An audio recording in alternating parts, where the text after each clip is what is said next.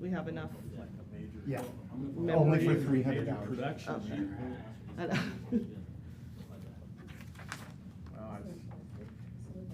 Well, I'm gonna wait for Bamal. Wow, there's until 10:11. He's not here, that's on him. there's always some really important stuff at the beginning of the class, and if you're not here for the beginning of it, it kind of messes up your understanding of what we're going to talk about going forward. And Weird context. Who would have thought? There's extras of people, I don't know. what's that? There's extras. I think probably. Yeah, we'll see. Probably. We'll see. Question is, are they really that busy? I can answer that. Are they really that busy? I know I'm busy, but are they that busy? If I can find time to be here, anybody should be able to. Seriously. Be here. If something breaks, have one of them call me and I'll run Okay. it. Well, one of us will. Yeah. I got Zooms.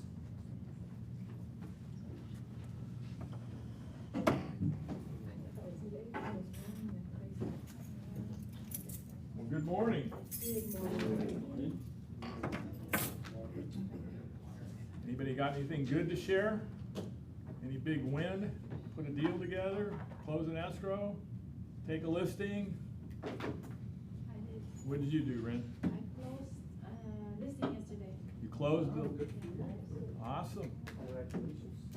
How long from date of list to close? May 18th to June 27th. Not bad, not bad. They still worth it to go get listings. That's awesome. We have a verbally accepted offer as of right now, so hopefully it'll be all in writing before the end of the day.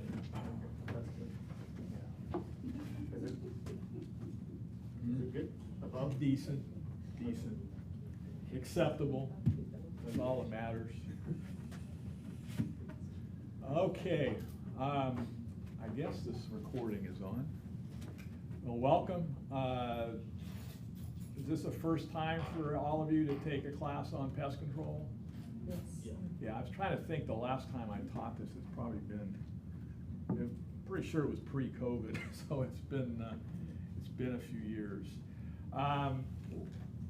Let me start with just kind of some guidelines and vocabulary and whatnot with respect to this issue.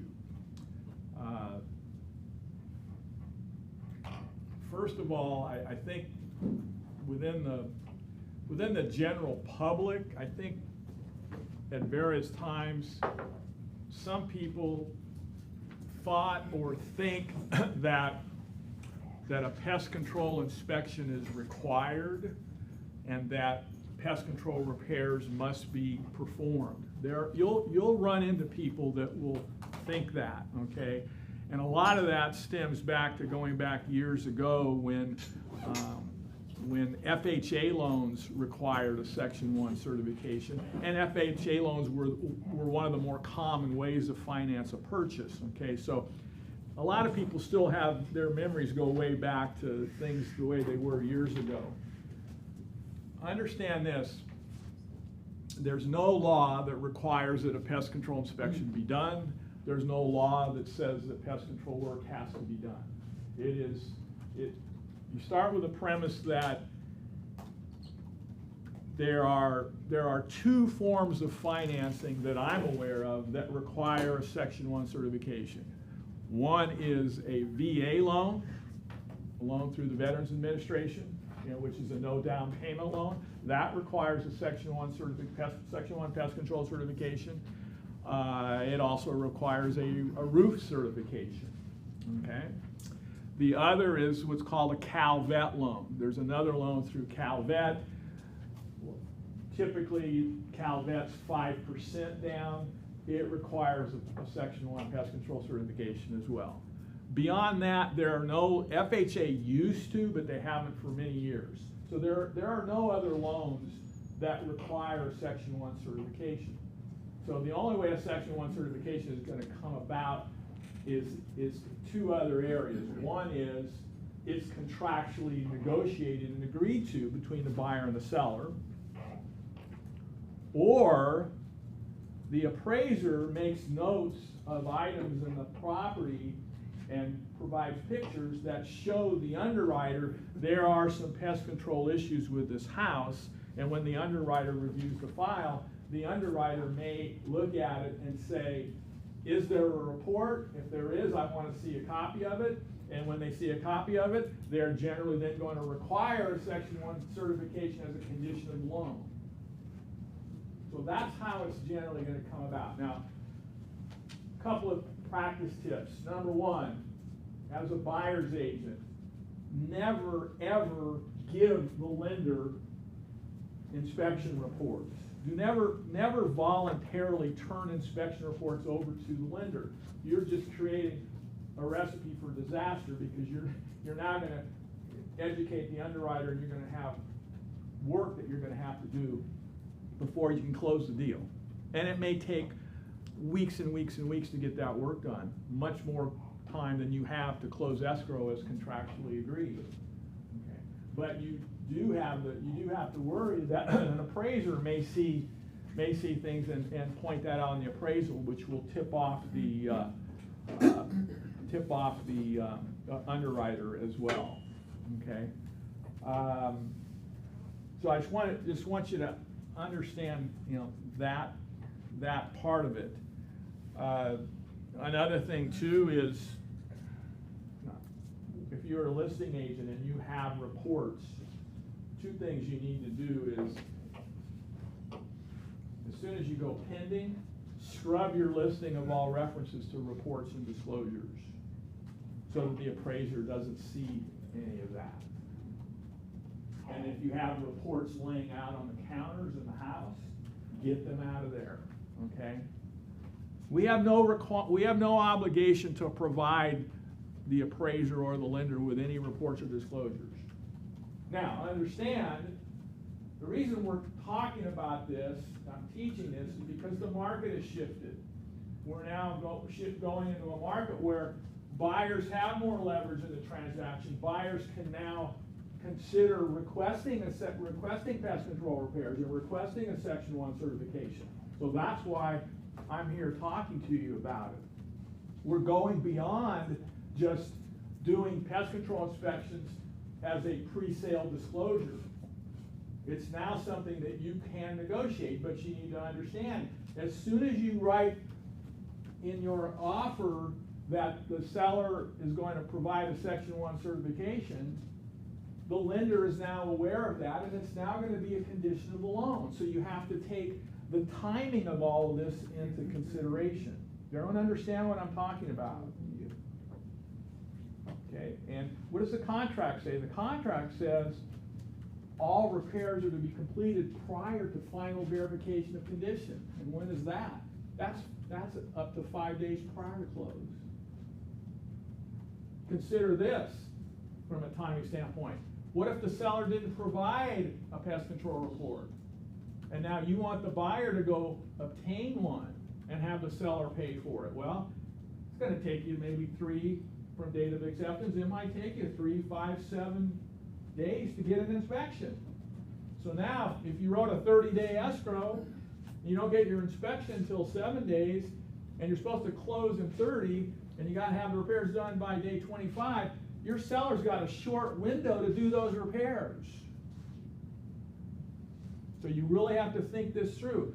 The reality is, depending on the repairs and availability of materials, because of the supply chain issues, and the need for permits, if permits are required, you may not be able to close in 30 days. You may need to write a deal for, say, 45 days, okay?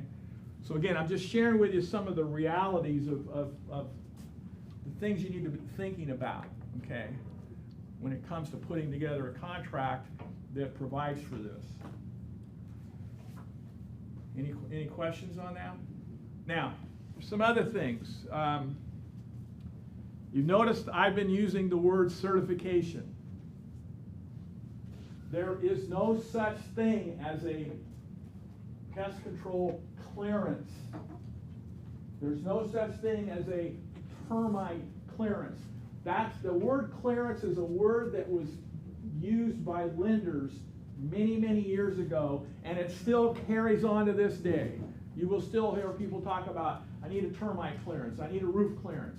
It's not called a clearance, it's called a certification. So you know, make sure you're using the correct terminology when you're talking about it.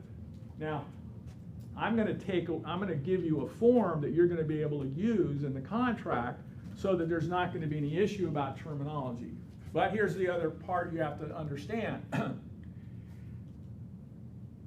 CAR pulled the wood destroying pest addendum out of zip forms. The form's not there. In CAR's world, pest control repairs and certifications are negotiated through the request for repairs. Well, the request for repair is a post-acceptance form. Okay? 9 times out of 10, sellers have already done a pre-sale disclosure package, which includes the pest control report already. So as a buyer's agent writing an offer, you already have a pest control report that you can rely on and negotiate the repairs and certification by the seller. You with me? So it's something that you've got to deal with at the offer stage. And what I see a lot is agents will just literally write one line in an offer or even maybe even a counter offer. Seller to pay for a Section 1 clearance. Period. That's it. Well, there are a host of issues that you have to think about when it comes to dealing with pest control repairs. And we'll get to that when we get to the form. Okay? There's a lot of stuff going on there. It's not just a simple seller's going to do, it doesn't work that way. Okay? Any questions? We'll get to the form there. Now, what I'm going to talk about today, number one is lunch is coming. I asked them to bring it around 11:30, so we kind of midway, and I'm going to ask you to grab lunch and get back in your seats within 15 minutes or so, because the class is scheduled through 1. We got a little bit of a late start, but we should be good. I am going to, talk about what the purchase agreement says. I'm going to go over a new pest control addendum, which I've prepared, that basically takes the place of the form that CAR removed from zip forms. And then we're going to talk about the scope of inspections. We're going to talk about pest control work, further inspections, re-inspections. We're going to go through the whole 9 yards, because I know none of you have ever heard or been taught this, and until now we've never really had to deal much with having any repairs done or dealing with that whole aspect of it. So we'll start out with, what does the contract say? So if you look at 12B1C, remember, paragraph 12B is 12. Paragraph 12 is the buyer's investigation, and one of the inspections that can be part of the investigation contingency is 12B1C, an inspection specifically for wood destroying pests and organisms. Any inspection for wood destroying pests and organisms shall be prepared by a registered structural pest control company, shall cover the main building and attached structures. What do we mean by attached structures? The most common attached structure we deal with is a deck. Okay? And so if an inspector goes out and if the wood deck outside is attached to the house, they're going to include it in their inspection. Now, if the deck is really bad and damaged, you can request that the deck be excluded from the inspection. And everyone will know that you've done that because it'll say so in the report. So the lender will even see that, the deck's not included. Okay, there's nothing wrong with that, and you can still get a certification as to the items that were inspected because you excluded the deck from it. And you'll see reports sometime. Well, right now you don't see anybody excluding anything because no one's fixing anything. But as it becomes more and more common to start fixing things, agents will realize, oh, we don't want to go down that road with that deck, because the decks, depending on how large they are, can be thousands of dollars, which you're going to see when we get to one of the reports that I share with you. Okay. So that's one area to be sensitive to when you're a listing agent getting inspections. May cover. Now, before I forget, fences are not included. Fences are not part of a pest control inspection, even though they are more than likely attached to the house. They're not included in pest control inspections. They're just not inspected. Okay. It may cover detached structures. Shall not include water tests of shower pans on upper level units unless the owners of property below the shower consent. Now that can be either the owner of the property, a multi-level property that's being inspected, or if you're in a condo or a townhouse and you got an upstairs unit, before they'll water test the shower, you got to have the consent of the owner downstairs to allow that. Because here's how they water test a shower. They take about 3 or 4 or 5 pieces of toilet paper and they put it down on the drain, and then they run the water and they start filling up the pan. Okay, water and gravity go together very well. So if there's a leak anywhere, that water's going to start coming down. Okay, I had one where we were doing a townhouse, and inspecting the bathrooms upstairs. Seller was there, said, you okay if they test it? He goes, sure, no problem. Plugged up the drain in the shower. I don't know about you, but that's not how I take a shower. Water usually kind of goes down pretty quick down the drain. Well, we plug it up, starts filling up with water. We're downstairs. All of a sudden, I hear water, and I go into the laundry room, and there's water dripping down through the ceiling from upstairs. They were going, shut off the water. I would say the damage is already done. It wasn't too bad, but it had a leak. Now, the reason you don't notice it that much is because you're just running water and it's not having a chance to pool and fill up the pan. But it will when you plug it up. So you always, and inspectors know that they won't test it. If you send them to a vacant house, you get their report back, you'll see that they will automatically not test the shower. They'll say it wasn't tested because they weren't given permission to do that. So, man, light bulbs should be going on in your head. Who might be concerned about that? Your buyer, okay? Your buyer needs to understand that unless the owner consents, or the owner in the unit below consents, that shower pan's not being tested to determine whether it leaks or not. And as I just shared with you my example, it could leak. It could be leaking, but it's not showing any evidence day to day through normal use. Does that all make sense? There were no cracks in the pan? No. No, you can get leaks around the edge, where say the caulking deteriorates around the lip of the pan. You can have leaks. Typically, the leaks sometimes you can get leaks around the drain itself, because as the water pools, and then it has a chance to seep outside the pipe and come down. Let's go back to detached structures.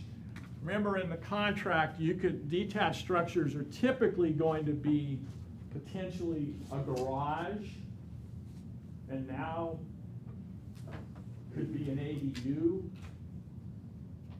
So understand, the inspector will not inspect a detached garage, nor will they inspect an ADU unless you instruct them to inspect them. Because as I said earlier, the inspection is the main building and attached structures. If you just send an inspector by themselves to the property with no instructions whatsoever, all your report's gonna show is the main building and attached structure. If you want them to inspect the detached garage, you gotta tell them.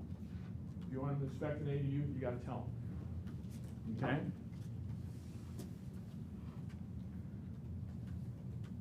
Shall not include roof coverings. They don't inspect roofs. If you want the roof inspected, you hire a roof inspector. And here's where it gets a little more complicated. If the property is a unit in a condominium or other common interest subdivision, the inspection shall include only the separate interest and any exclusive use areas being transferred, and shall not include common area. Okay, so how do we determine what's being transferred to the buyer? Anybody have a guess? I thought my clicker worked. Come on, Jason, you said it worked. It's not working. Oh well.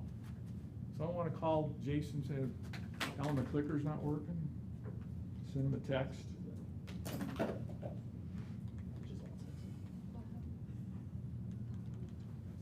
Okay, turn to the extra handout you got. This page here. So remember, and what I'm sharing with you applies to the listing agent and to the buyer's agent. In order to determine whether or not the property that's being sold is a condominium, or for that matter, a planned unit development, you have to look at the legal description for the property. This is the page from the preliminary title report. It's usually about the third page in. This is the legal description. So I've shared with you, compliments of reading them all, because I couldn't find one last night. This is a copy of a legal description for a condominium. So what does it say right there in the second line? A condominium.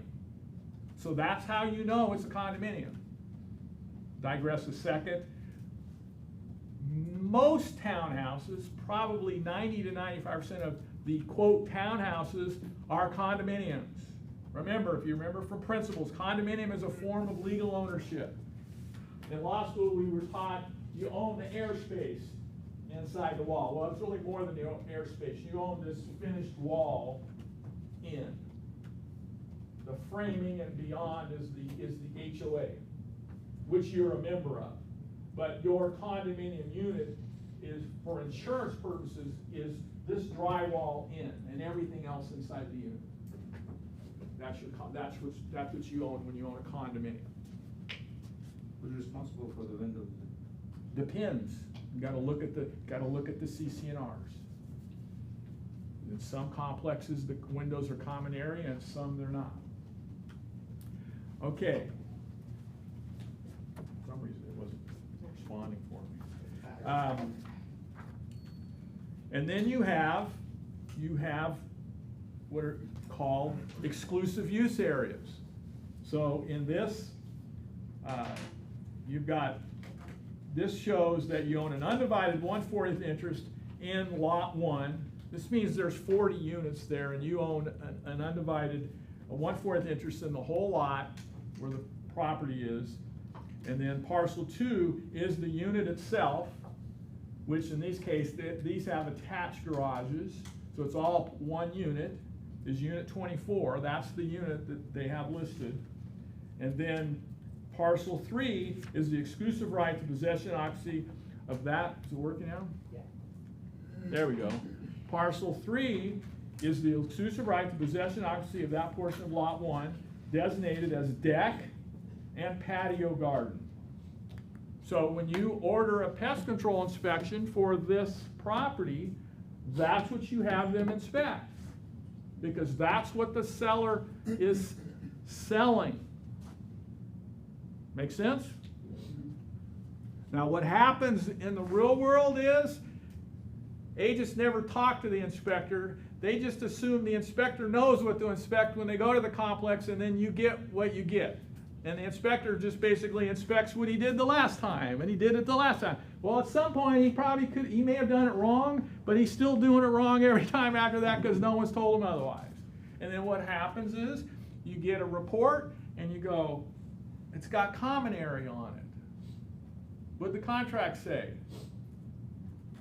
Shall not include common areas. So now you got a little bit of a problem, because you've got a pest control inspection that lists more items than the seller is responsible for.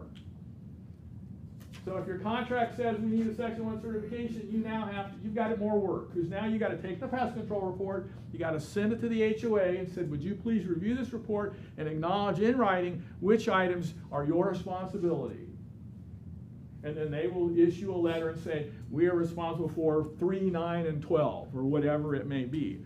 And then if your contract calls for Section 1 certification, then you've got to give that letter to the lender so that the lender knows you're not getting a certification as to those items. And you need to let your buyer know the HOA will fix those when they get around to it.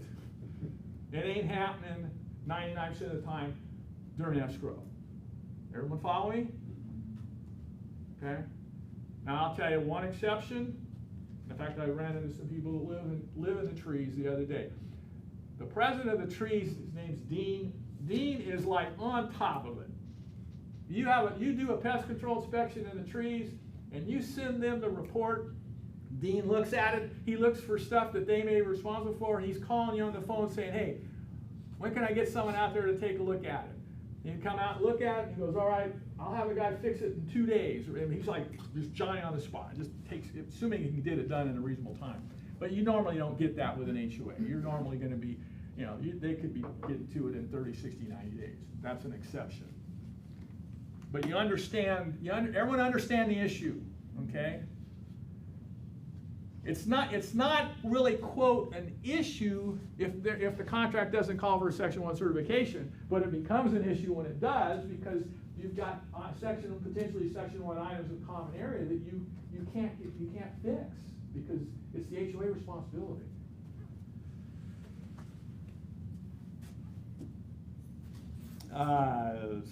Okay. So everyone clear on the scope of the inspection? What is inspected?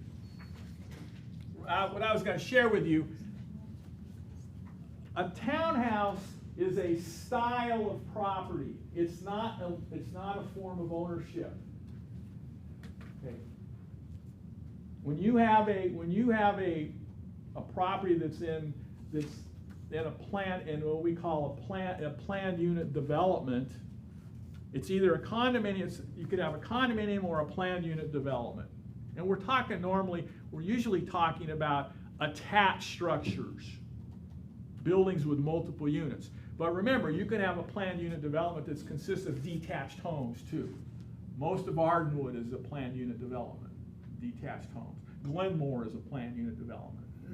Anytime you have an HOA over detached homes, it's a planned unit development.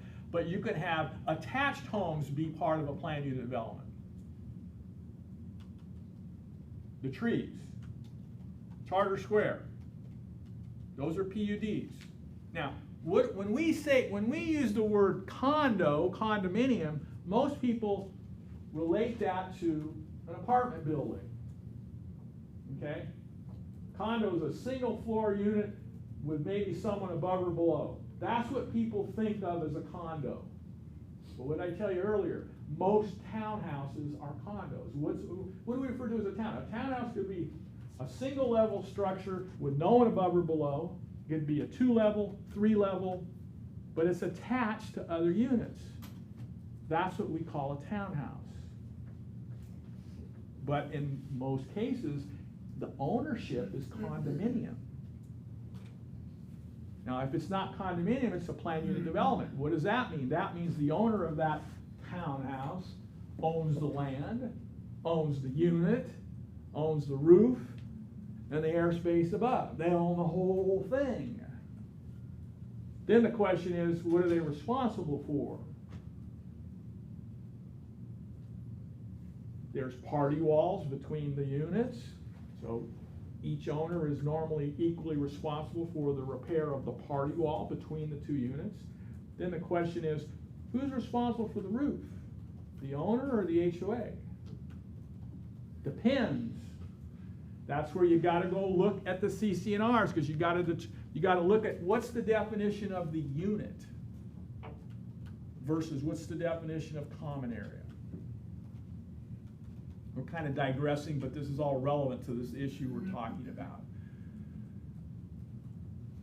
In Charter Square, the owners are responsible for their own roof. Now, the way they're built, their roofs are staggered. So it's, you know which roof is yours, and you repair your roof. But if you get a building that has a uniform roof, then that's generally going to be common area maintained by the HOA, not by the owner. It's really important when you're representing a buyer that they understand what they're buying. And they understand what they're responsible for maintaining and what the HOA is responsible for. It's not the same in every complex. That's why you've got to read the legal description and you've got to review the CC&Rs to confirm that. Steve, on this one, so they still own the land, right? Whatever the description is there, the lot 1. No, they don't own the land. Condominium, you don't own the land. They just own the interest. Well, they own 1/40th of the complex. They own 1/40th. Lot 1 is the whole complex. Okay. They own 1/40th of the whole complex as an owner. But the condominium itself, when we talk about the condominium, we're talking about the actual unit itself. Okay.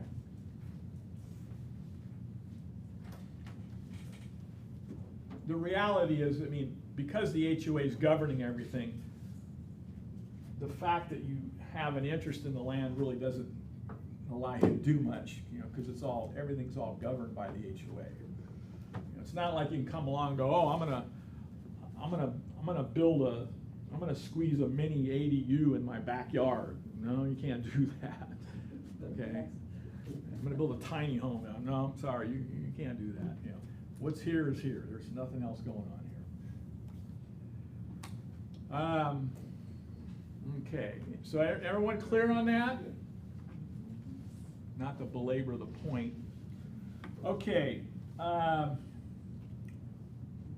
So everyone's clear on what the contract says, and when you write, the contract's pretty clear. What you're going to do is, let's go this way. Let's talk about pest control in general first, and then we'll talk about the pest inspection addendum that you can use if you want to go down that road. So we'll talk about pest control in general because that applies to every transaction.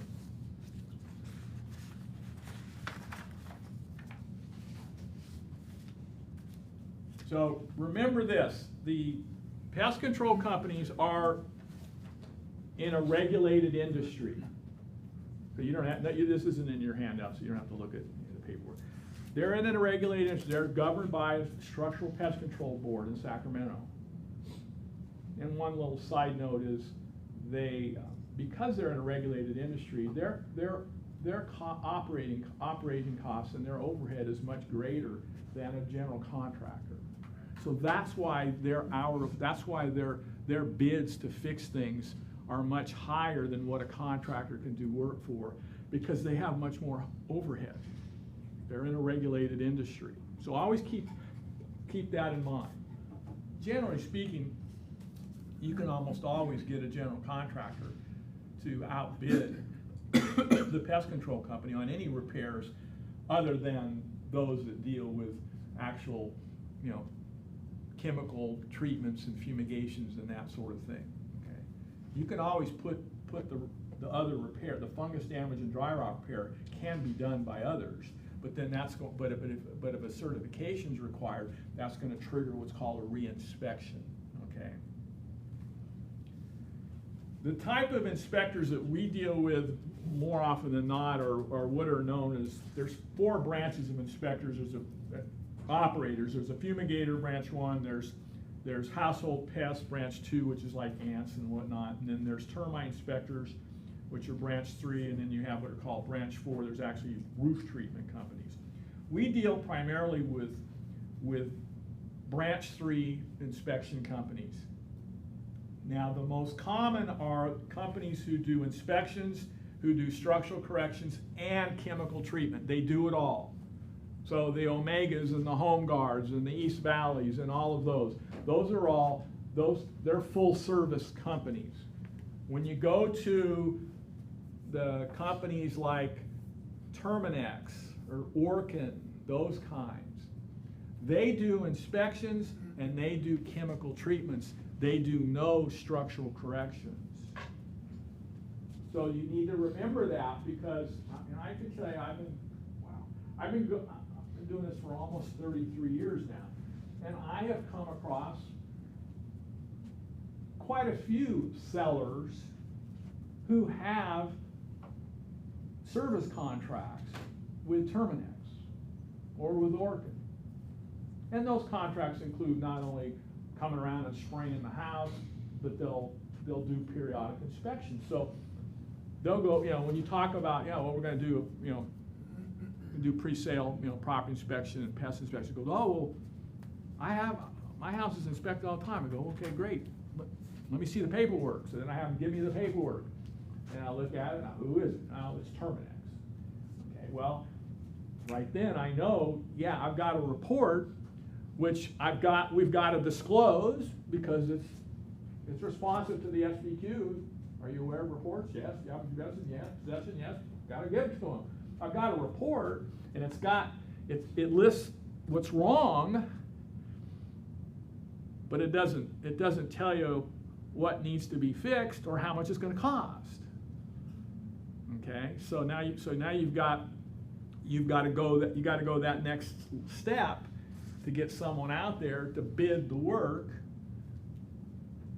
and then factor that all in. So you can see how there's a lot more work involved when you get Terminex, when you have a Terminex, when you're relying on Terminex, okay? Yeah. So companies like Terminex won't cover fungus damage and all that, they will just... They'll inspect for it, but they don't correct anything. They do no structural corrections. They don't do any work. Yeah. You've got to have other, and I had one where I had to bring a general out. I said, all right, I need you to fix all this stuff, and the general did all the work, and then I had Terminex come back and do a re-inspection to issue the certification. You just have, again, there's just more steps to the process. That's why, generally speaking, we don't use them. But if I have a seller who's got a report, it's fairly recent, how long is a report good for? Almost. Less than that. 3 months? Well, the report's good for as long as someone wants to rely on it. But if you want to have a certification done, the certification has to be completed within 4 months of the date of the inspection. So the report's only good for 4 months if you want a certification done. Once that report, after 4 months, they can't do a certification off of that report. You need a new inspection. So that's something to keep in mind in this shifting market. Hopefully you're able to get a listing sold within 4 months, but you'll have have some that don't. I've had them take longer than that. So just understand that you got that. So if a seller does a pre-sale inspection, and I say the properties, you got to look at if you're going to rely on that as a buyer writing an offer, you got to look at the date of the inspection. Go, can we get it done within 4 months? So that's something to keep in mind. Say, I hope you're picking up on a lot of this stuff. See, that's the reason for this class, because there's so many things that we've never even had to deal with for the last 8-9 years. Just wasn't in our wheelhouse. Well, now it's becoming, now it's there. We've got to deal with it. There are some companies out there that only do inspections. They don't even do the treatments or anything. Now, what are they inspecting for? They're inspecting for wood-destroying pests and organisms, which leads to the other thing that I didn't say in the beginning. This report is not a termite report. Stop referring to it as a termite report. Because when you use that term, that makes your buyers think that they're only inspecting for termites. And they're not. They're inspecting for termites. They're inspecting for fungus damage. They're inspecting for dry rot. They're inspecting for beetles. They're inspecting for carpenter bees. There's other things that are being inspected. So stop saying termite report. It's a pest control report. Stop saying termite clearance. It's a pest control certification. Okay? And be careful of sloppy language in offers and counteroffers. It needs, when it's wrong, when it's wrong and you're the recipient of it, you need to correct it so that there's no question or ambiguity. What comes out of our mouths takes on a life of its own, and that's what people think when we tell them that's what this is. That's what they think it is. When it's not, it's more than that. Now there's 4 types of inspection reports. The first is what we call the original inspection. Second's what's called a limited inspection, and you're gonna see a sample of a limited inspection. That's where you've asked for certain things to be excluded, like where I mentioned earlier, the deck. Now, practice pointer. When you call in the order, number one, I don't do this all the time, but when you call in, you should be ordering that report on behalf of your seller in your seller's name, so that your seller appears as the person who ordered the report. And if there's going to be any exclusions, then you should tell them that the seller has requested that, quote, that the deck be excluded. Because that's going to be written into the report. We don't want the report to say, deck was excluded at the request of Steve Pierce. Okay? Because that could come back to bite us later on if there's any kind of litigation. Make sense? So when you're ordering a report, you order it on behalf of the seller, in the seller's names. And any exclusions are per the seller's request. The next type of report is called a supplemental inspection. That's when the initial report has revealed inaccessible areas or unknown further inspections needed. And then they come back out to inspect an inaccessible area or to do a further inspection. The report they issue after that subsequent inspection is called a supplemental inspection. And then if you have, I alluded to it earlier, if you have someone other than the pest control company do repairs, once those repairs are done, then you request a re-inspection by the pest control company. Now, here's the way the game's played.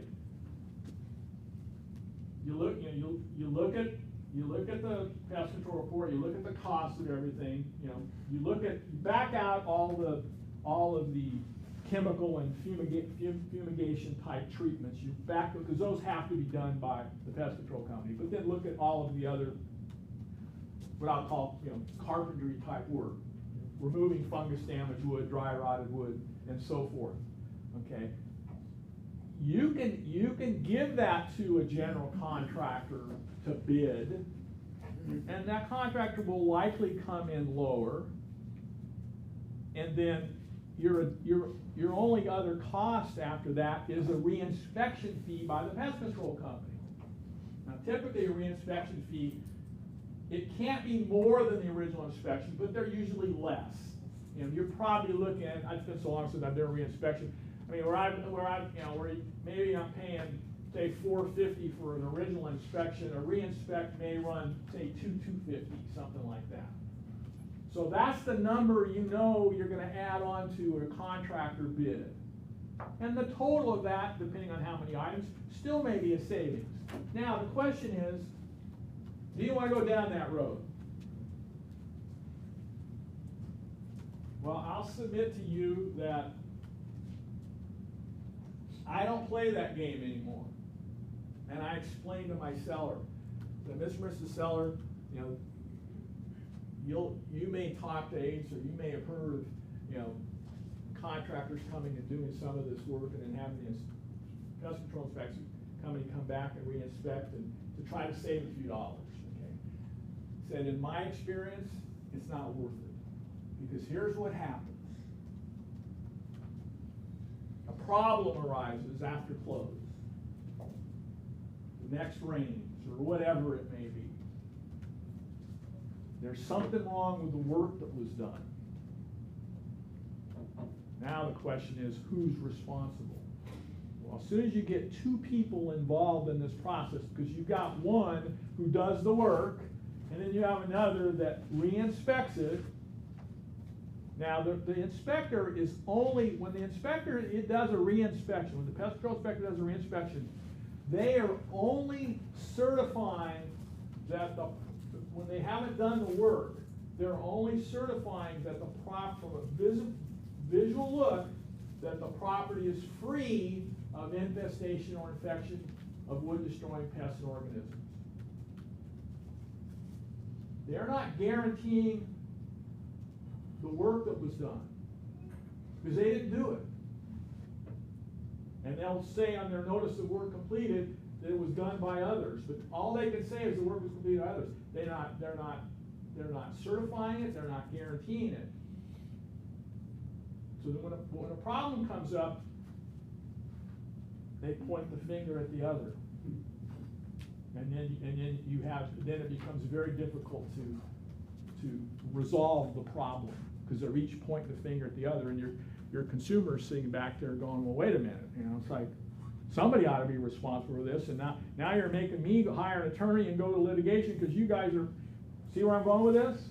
So I explain to my sellers, I say, yeah, we could save a few bucks, but based on my experience, it's not worth it. You want the pest control company to take care of that work and stand behind it 100%. Because they are now guaranteeing that they did the work that they did the work they recommended, and they've certified it, and if anything happens in the future, boom, you've got recourse against them. Make sense? So there are agents out there that pride themselves on trying to save the seller money. I know how the game's played. The problem is those agents have never been involved in litigation.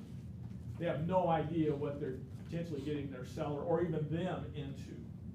Because we'll get dragged in too. Because we're the ones that recommended they go down that road. And the seller's gonna sit back and go, I didn't know what, I just followed my agent's advice. He said, you know, we could save some money and go hire this guy. It's like, see where it's going? It's like, doesn't have a good ending. So I just, it's been a long time, probably 10, 15 years now, I just stopped doing it. I just tell my sellers, you know, if we're going to agree to a Section 1 certification, or if we're going to possibly do Section 1 repairs as a pre-sale repair for marketing purposes. Sometimes I'll get a report and there'll only be maybe 1, 2, 3 items, and they're only maybe $1,000 a bit. I said, you know, seller, Mr. Seller, you know what we might want to do to help market this property? Let's take care of these repairs and provide the buyers with a Section 1 certification. Well, that sounds good. Yeah, just take it off the table. Think about all the deals you got. How much easier would they be if the Section 1 had already been done? You wouldn't have to worry about it. You wouldn't have to spend time talking to your buyer, explaining to your buyers what everything costs, and what this means, and so forth. You get that? Does that all make sense? So again, my recommendation is just, you know, now with that said, you're going to see a report here in a minute that's the highest Section 1 estimate I've ever experienced in my 32 plus years in the business. In this case, you might want to consider, you know, having a general contractor, but you know, it's gonna you're gonna have to be careful in who you choose, and you're gonna have to have both sides on the same page, and so forth. Understand, a lot of what we do, whether or not it results in an issue later on, has to do with the quality and the competence and the character of the companies we hire. And that's why we say in Keller Williams, we're a fiduciary, we're not a functionary. And as a fiduciary, what we mean is that we are vetting these people that we use. You know, we are looking for people that are trustworthy and competent and do good work, and that's who we're recommending to you. We're just not recommending somebody off the street that we know nothing about. Okay, that's what we mean by being a fiduciary to the client. That we're looking out for their best interests. We're recommending someone who's good, which in one way runs counter to the other thing you've probably always heard. Oh, refer them 3 people. Well, it's like, okay, well, if you're going to refer them 3, you better make sure all 3 of them are good. Don't just give them names for the sake of giving them names. I have no problem recommending one. If I have a track record with someone, I've been working with them for 10, 15, 20 years, sometimes more, longer, I'm okay recommending just them, because I know what to expect from them. I know the quality work they're going to do, because I've used them for so long. But if you don't have that kind of relationship, you don't have that kind of experience, then you probably want to recommend more than one. But don't just randomly recommend. You still got to, you know, determine the source of the referral. Does that make sense? I mean, I'm still using the same title company after 32 years. I've never changed. I mean, there are agents that switch title companies like they changed their underwear. I mean, they're just constantly changing title companies. I've been with the same one from day one. And there are some companies that I'd probably still be with if they were still around, I'd still be using them. But, you know, they're older than me and they retire and they're gone, so I had to find someone else. Okay. What does the report? The reports that, yes. What are the 4 type of inspection? Like the original? Original, limited, supplemental, and reinspection.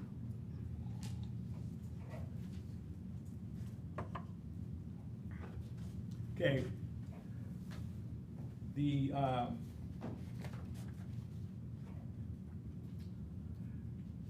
report that is normally performed, unless you state otherwise, is referred to as a separated report. Anybody heard that term or read that term? Before I forget, please take the time when you know, tonight, tomorrow, this weekend, take the time to read the handout that I've given you, okay? The biggest issue that I'm running into is agents having questions about items that are clearly answered in the document if they took the time to read it. Okay? And you heard me say this before. Do not give a piece of paper to your client that you have not yet read. Now, that's like a doctor prescribing a medicine that he knows nothing about. Oh, yeah, you do this. I don't know if it's good or bad, but here it is. Read this stuff. I know it's boring, okay? But if you're going to be in this business, you got to know this stuff. The only reason I can sit up here and teach this to you is because I've read all this paperwork. I know what it all means. I've dealt with it over and over and over again. You can't learn stuff just, you know, it just doesn't naturally come into your head because you have a real estate license. You got to read this stuff. Because you're going to, folks, what's going to happen is you're going to start getting questions from the buyers. They talk amongst themselves. Oh, they're going to say, oh yeah, I just bought a house yesterday. Oh, great. Tell me about the terms. Are they going to take care of the pest control work? What are you talking about? Oh, your agent didn't suggest that you include the pest control work in the contract? No, never had any discussion about that. It's going to become more and more, trust me, I've been through this market up and down multiple times. It's going to be commonplace. It's going to be the norm. That's why we're here. Section 1 is referred to as active damage and an infestation to wood by wood-destroying organisms and pests. The cause of damage is also known as a Section 1 item. It's not in, this isn't in your, it's in a report you have, but I'm just reading for you in general right now. Section 2 means no damage presently exists. However, damage is deemed likely to occur as a result of wood-destroying organisms and pests. So what we generally say is Section 1 is when there's active damage from termites, fungus damage, dry rot. Something's going on and it's damaging the wood. Remember, folks, this is all about wood. That's why they're called wood-destroying pest organisms. If there's no damage, but there's a condition that could likely lead to damage, that's Section 2. And that's what we generally refer to as a maintenance item. It doesn't, the Section 2 items do not need to be completed to provide a certification. A certification is as to Section 1. Okay? And as to Section 2, the buyers need to understand that those are items that if left alone, ultimately there will be damage if you don't do anything about it. Usually 9 times out of 10, what's going on? What do you think's causing the damage? Water. Something's leaking, it's getting the wood wet. Now you can have wet wood, but there's no fungus damage or dry rot yet. But eventually over time, it will develop. So if you don't correct that water leak, or if you don't, recaulk or seal the opening where that water's penetrating, it's going to lead to damage. Make sense? That's what we're talking about.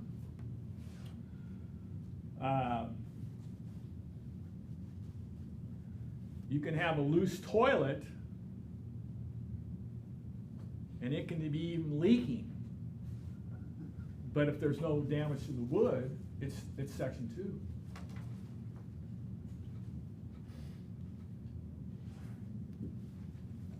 2. Now you have, the report shows the extent of the damage, and then what's it provide? It provides you with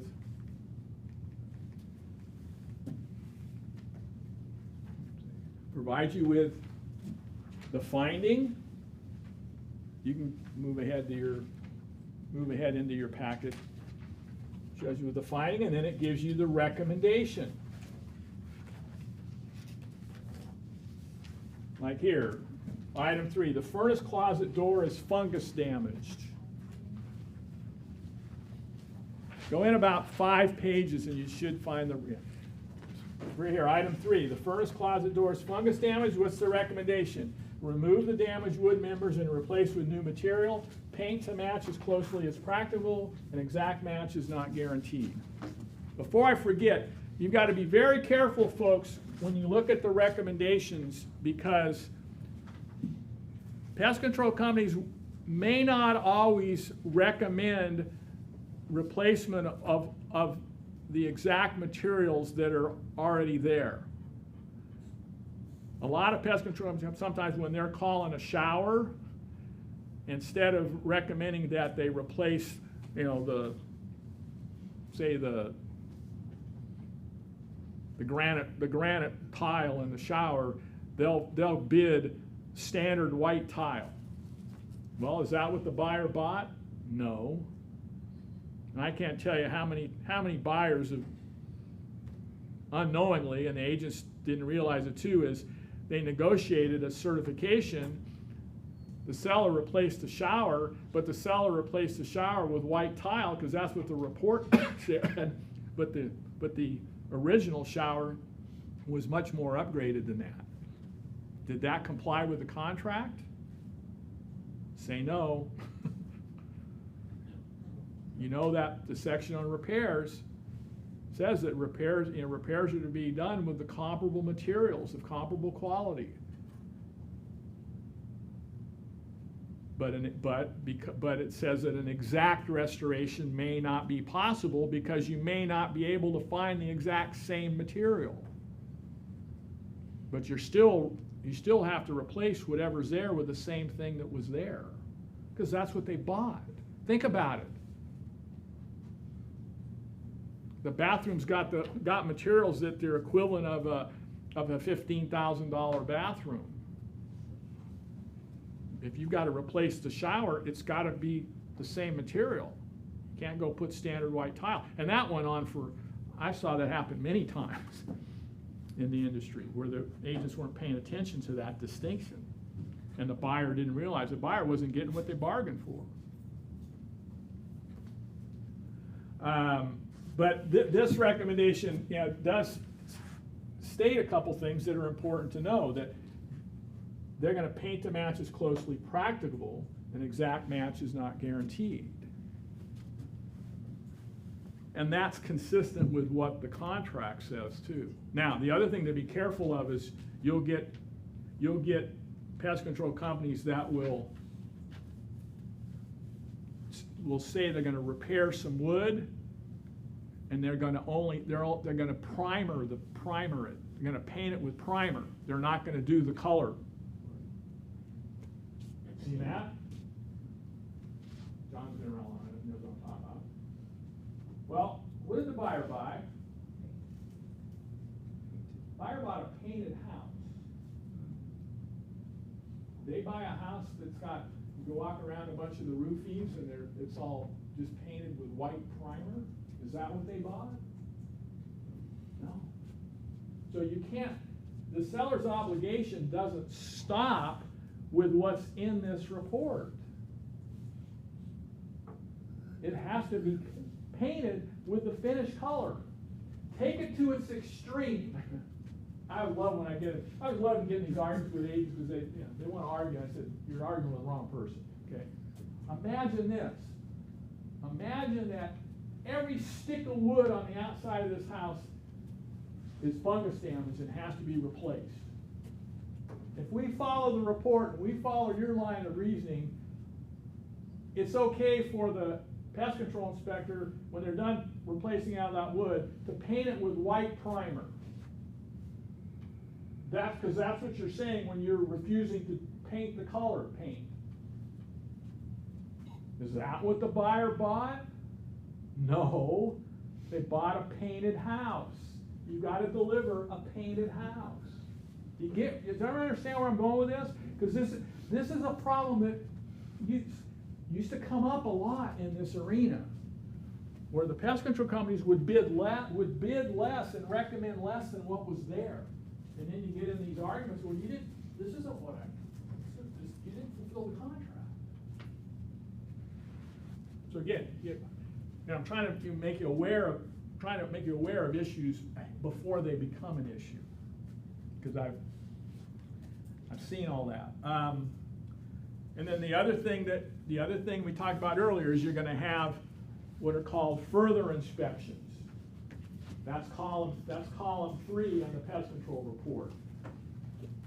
Go. So you've got section 1. You got your section 2, which means this is where there's damage. You got section 2, meaning there's no damage, but it will deem likely to lead to damage if left alone and not maintained. And then you have further inspection. That's where it's not the inspector doesn't have enough accessibility to determine whether there's a problem or not. There's something they see, and they know there's something probably going on behind the wall, typically behind the wall or under the floor, but they can't say anything one way or another without doing a further inspection, which means they've got to open it up so they can look at it and then report on the additional work needed. And that would lead to the supplemental report. Y'all with me? I'm not losing you? Now, how many people have read a pest control report? Okay, take a look at that one. Anybody had one with section 1 that high? $176,000. Guess what, folks? That property is under contract. This is one of my listings. That property is under contract as is. The buyer is taking on all that work. Now this house the whole house is wood siding. The house was built in 1961. So the wood siding, particularly along the base, has got fungus damage and rot along the edge. So the inspector starts looking at it and goes, oh, that one's bad, that one's bad, that one. It's just the whole house. The siding of the whole house. To satisfy them, in order to issue a certification to say the property is free of infestation or infection, the only thing that can be done is to replace all of the siding. Same thing for the deck. It's got huge, massive decks. The house is almost 6,000 square feet. It's got huge, massive decks wrapping all around it, and they're all got fungus damage and termite damage. And so that's why this report is so huge, because they're recommending the repairs to correct all that damage, to render the property free of all infestation or infection. Now, does it have to be done? No. Did the property appraise? Yes. Okay. But it needs a lot of work to satisfy the pest control, guidelines. Yeah. They have a loan on that? Yep. But the lender doesn't have this report. Now, I haven't seen the appraisal, but I'm told the appraisal's already been reviewed and accepted. These appraisers, they don't spend a lot of time at the house. You almost got to have a big hole in the floor for them to go, oh, there's a hole. I mean, they look, but it's like, if it's in reasonably good condition, they won't pick it apart. But I've had some that are so bad that I knew we can't.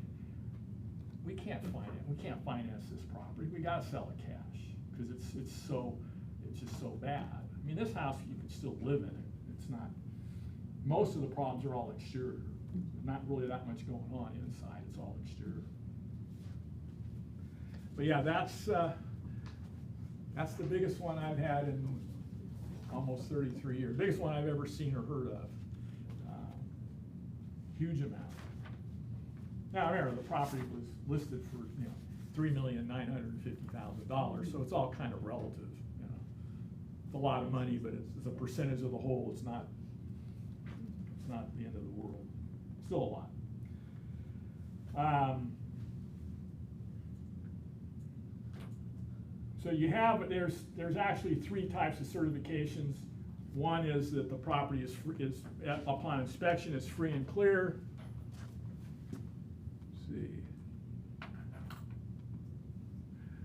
Okay, this is a property. This is an old inspection, but the language is still the same. This is a property that was inspected. This is the last page of the original inspection, and it says these are the magic words you're looking for when you get an inspection back. And if you don't see any section 1, this is the magic words you're looking for. This is a certified that the above property was inspected on May 17, 2012 in accordance with the Structural Pest Control Act and rules and regulations adopted pursuant thereto, and that no evidence of active infestation or infection was found in the visible and accessible areas. And amazingly, this is a house. This isn't a condo or a town. This is a house. That's how well maintained it was. Now, it's more common I've had more certifications issued on condos and townhouses. So what do you think, the biggest problem with think about it, if we're only inspecting the interior, where do you think the problems are going to be in a condo?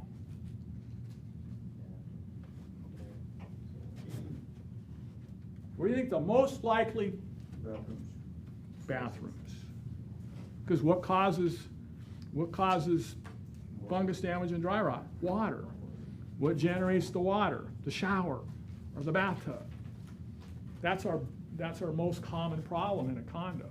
So if you've got a condo where they've remodeled the bathrooms and everything's new bathrooms, new shower enclosure, new floor, all of that, the only other area that you really potentially have a problem is in the kitchen, under the kitchen sink and the shelf below the sink. And if that's been maintained and has never had leaks, you likely will not have any problems in a condo, and you'll get a certification. I've seen multiple certifications of condos. Make sense? But with houses, because you're dealing the inside and the outside, water and wood. Okay, remember, fungus damage takes 3 things: food, which is the wood, air, which we breathe, and water. You need those 3 things to create fungus damage. As soon as you eliminate one of them, fungus damage stops. So what do we normally eliminate to stop the fungus damage? The water, because it's either leaking, or the shower doors aren't lined up right, or they're just being left open, or it's got the old the 2-sided shower curtain, and no one's ever taught them how to use the shower curtains. One goes inside the bathtub and one goes outside the bathtub. Okay. It's usually pretty simple. A lot of times it's simple fixes. Pipe leaks, roof leaks. Yeah, you take care of the water problem, boom, it's going to stop. It's not going to continue. The fungus damage is not going to continue because it no longer has the food source. It'll eventually dry, and you won't have any further fungus damage. Make sense? Yep. Now, one thing to remember,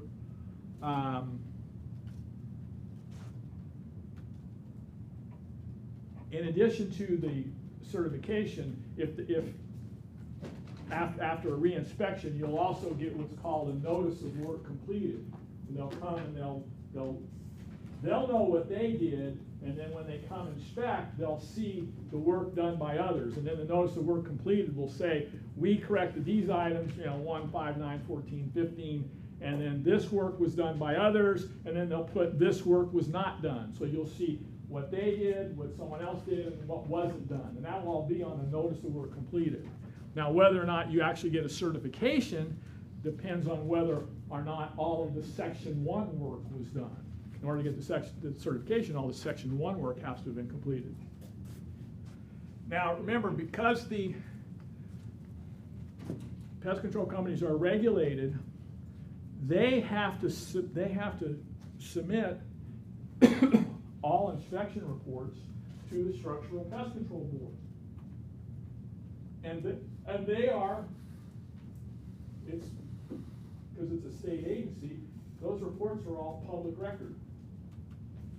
And they have to hold the report, they have to maintain the reports for 2 years. So anybody can call Sacramento and say, hey, there was an inspection done. You get agents that are trying to play games about, don't give me the report. I don't, seller's agents saying, don't give me the report so I don't have to disclose it. It's public record. Every pest control company, when they do an inspection, what do? They leave a sticker, usually in the garage, with the name of the company and the phone number and the date, and you call them up. You can call the company up for that matter and say, because the companies keep all their reports. When I'm showing property to a buyer, if I know there's the house that I think they're really interested in, when I hit the garage, I get my notepad out and I write down the name and the date of every inspection that was done in the house. And then I wait to see the seller's disclosures. How many of them did they reference or in the disclosures? Probably not all of them. Well, I can just pick up the phone and call all those companies and say, can you give me the report that you did back on such and such? Sure, no problem. What's your email address? I can get all these reports. Go here, buyer. You want to see a whole history of everything, and then see you can learn a lot because you can see what was done after the first inspection or what they left alone and go, oh, wow, that was supposed to be fixed, and now 10 years later they still haven't done it. You really can get a history of the condition of the property when you start looking at all these reports. Or the good ones are they do an inspection, let's say the property sells, resells, when there's another inspection, you go, oh, they took care of all that, that's good, but then now there's new stuff. And you can really get a good snapshot of the condition of the property and how well it's been maintained. So, pest control companies are gladly send their reports. They don't care. There's no privacy to the report. Because in their world, it's, at least for 2 years, it's public record anyway. Make sense? Understand?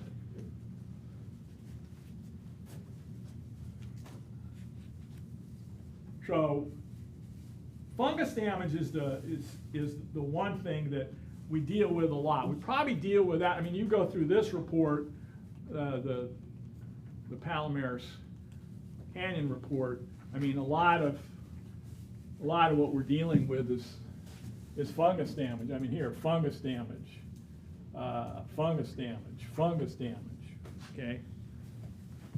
That's what a lot of it is. Fungus damage, fungus damage, fungus damage. Many more evidences of fungus damage than termite infestation. Okay? So, let's get to the termites. That's what we refer to as wood, they are the wood destroying pests, and it can be, there's 2 types of termites.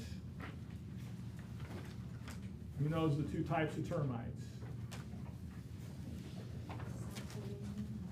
Speak louder. Subterranean termites.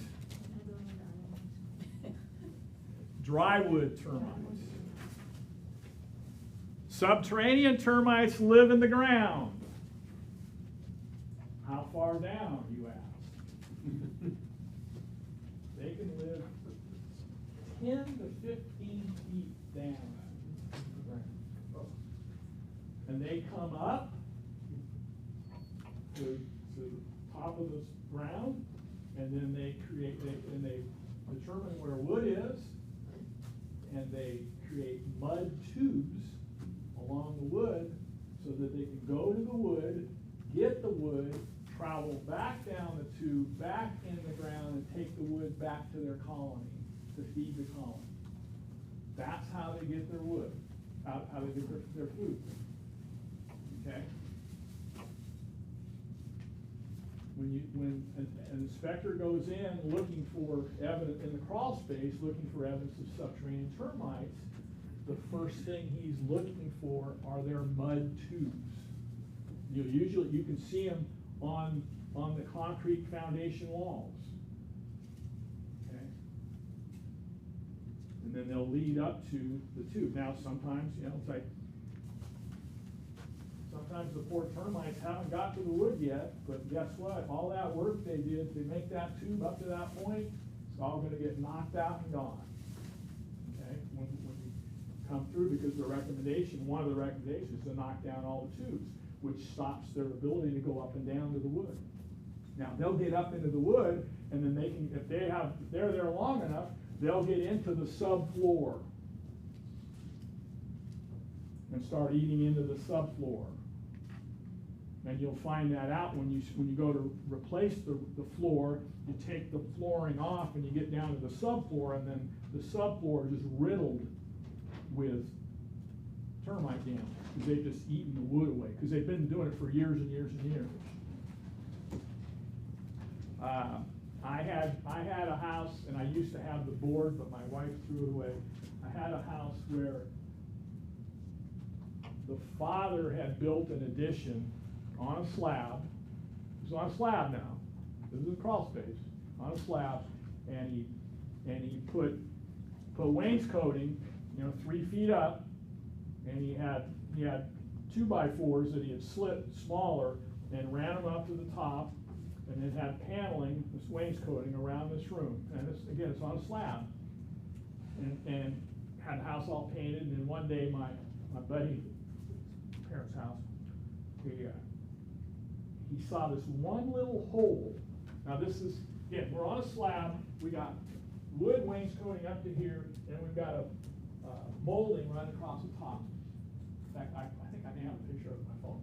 There's one little hole on the top, and then he sends it to me. He goes, "What is this?" And I go, "Looks like termites." He goes, "But how could that be? We're on a slab. It's on a slab. How could they get in there?" So I said, "Well, there's only one way we're going to find out. So we're going to take that off."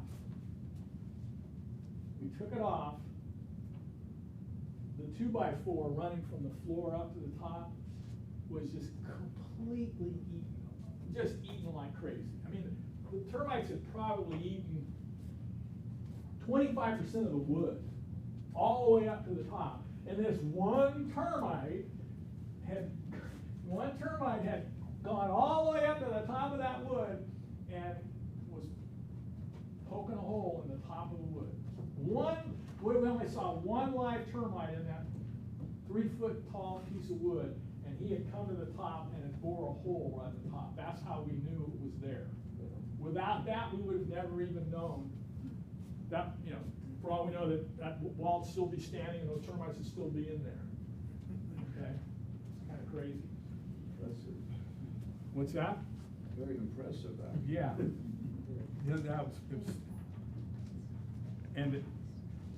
But again, the termites literally found a crack between the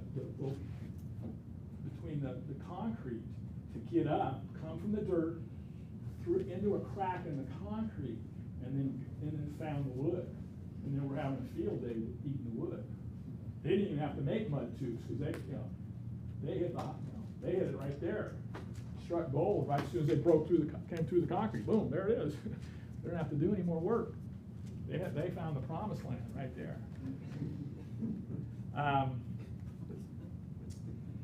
So how do you deal with subterranean treatment? Okay, first of all, subterranean termites look like an ant with 4 wings.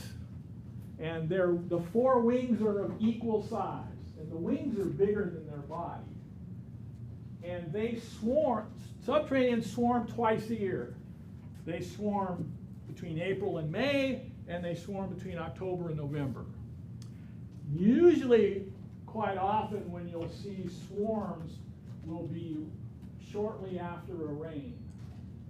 I've had where I live, I have almost an acre where I live, and I've gone out sometimes, you know, during swarming season, and all of a sudden, I mean, they're all over the place. They're just swarming like crazy, you know. And my wife's going, "What do we do? You can't do anything about it. They just got to do their thing, you know. They're out there." Sometimes if you're driving along, you might see a swarm in the air just moving around, because there's thousands of them. We actually have a place where we know they're actually living in the ground, nowhere near the house. And every once in a while, after rain, they'll all pop up and be flying around. You know, they don't stay out long. They go back in the ground. So that's the other thing to keep in mind is, you know, when you fumigate for driveway termites.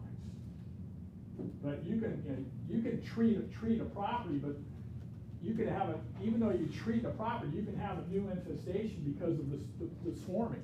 They can turn around and find a new place to go and land and start all over.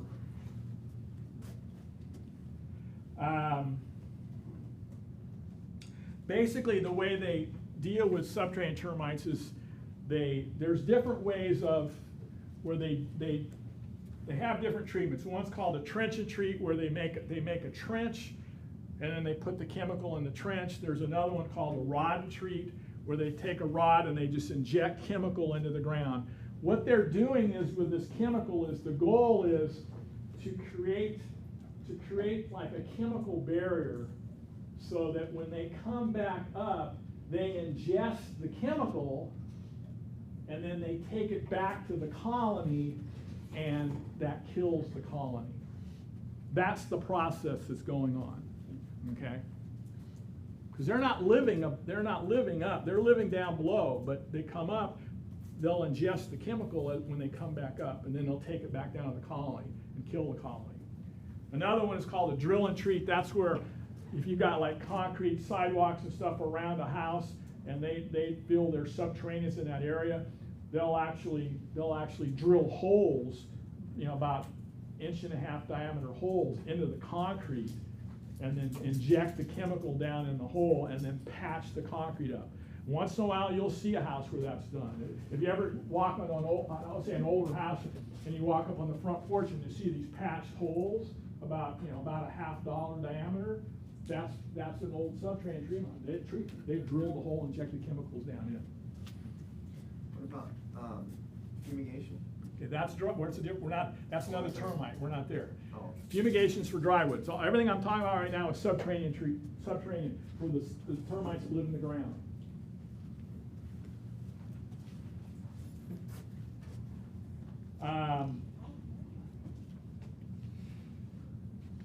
So moving on to drywoods.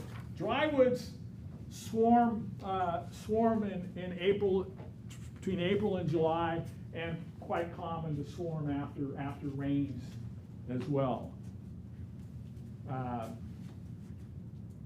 Let me share one story. I did an inspection.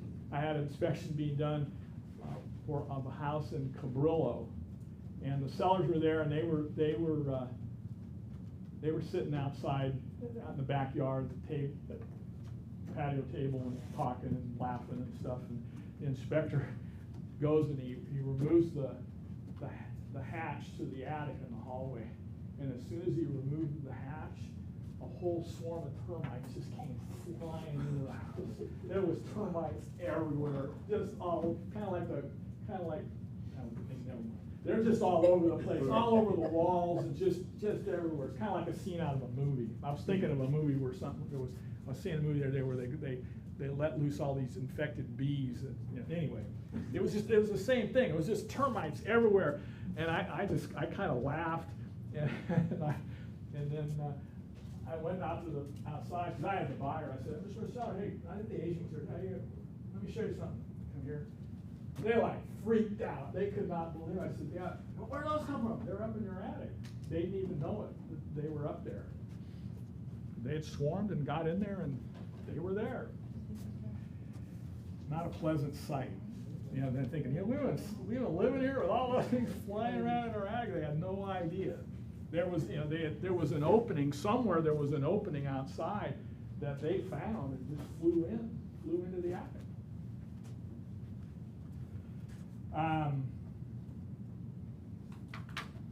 Drywood termites. The way drywood termites find openings to get in, and they start eating the wood. And it can take anywhere from, and they basically live in the wood, you know, and they populate, and it can take anywhere from 5 to 6 to as much as 7 to 10 years for them to actually manifest themselves, meaning for you to have evidence that they're there, because they can live, and the primary way that we identify them is through their pellets. And what's happening is they're in the colony, they're eating the wood, and they can just eat away at wood. I mean, I had another piece that I had for my house. My house was built in 37. We remodeled in 2000, and when they took off the siding to our back porch, I had exterior siding, but then I had wood trim inside that wasn't exposed to the elements. So I had like a 1x4. There were sections of this 1x4 that the whole, and it's not really 1 inch, it's about 3/4 inch. The whole inside of the piece of wood was hollow, because they had eaten it all out. All there was this one paper thin film of wood on the outside. They had just eaten the whole inside out. Okay? Well, when you see pellets, what's happened is they've outgrown the wood where they are. They've run out of room where they're living, because they've populated so much and grown. And so they bore holes into the wood and kick out pellets. What are the pellets? They're fecal matter. So what you're seeing is termite fecal matter is the pellets. They're kicking them out because they run out of room. And that's how you detect drywood termites, is when you find termite pellets.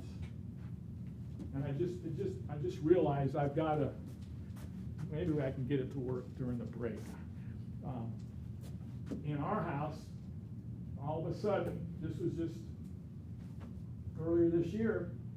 Well, I had a few years back, 4 or 5 years ago, we noticed some pellets on this one outer wall. Now, I bought my house in '96, I fumigated in '97. Back around, we'll just say Nicholas was still in school, probably 2016, 2017, we noticed some pellets in the corner by the back door, and so there was some drywoods there. So they had bored a hole in the wall, and they were through the drywall, and they were kicking pellets out.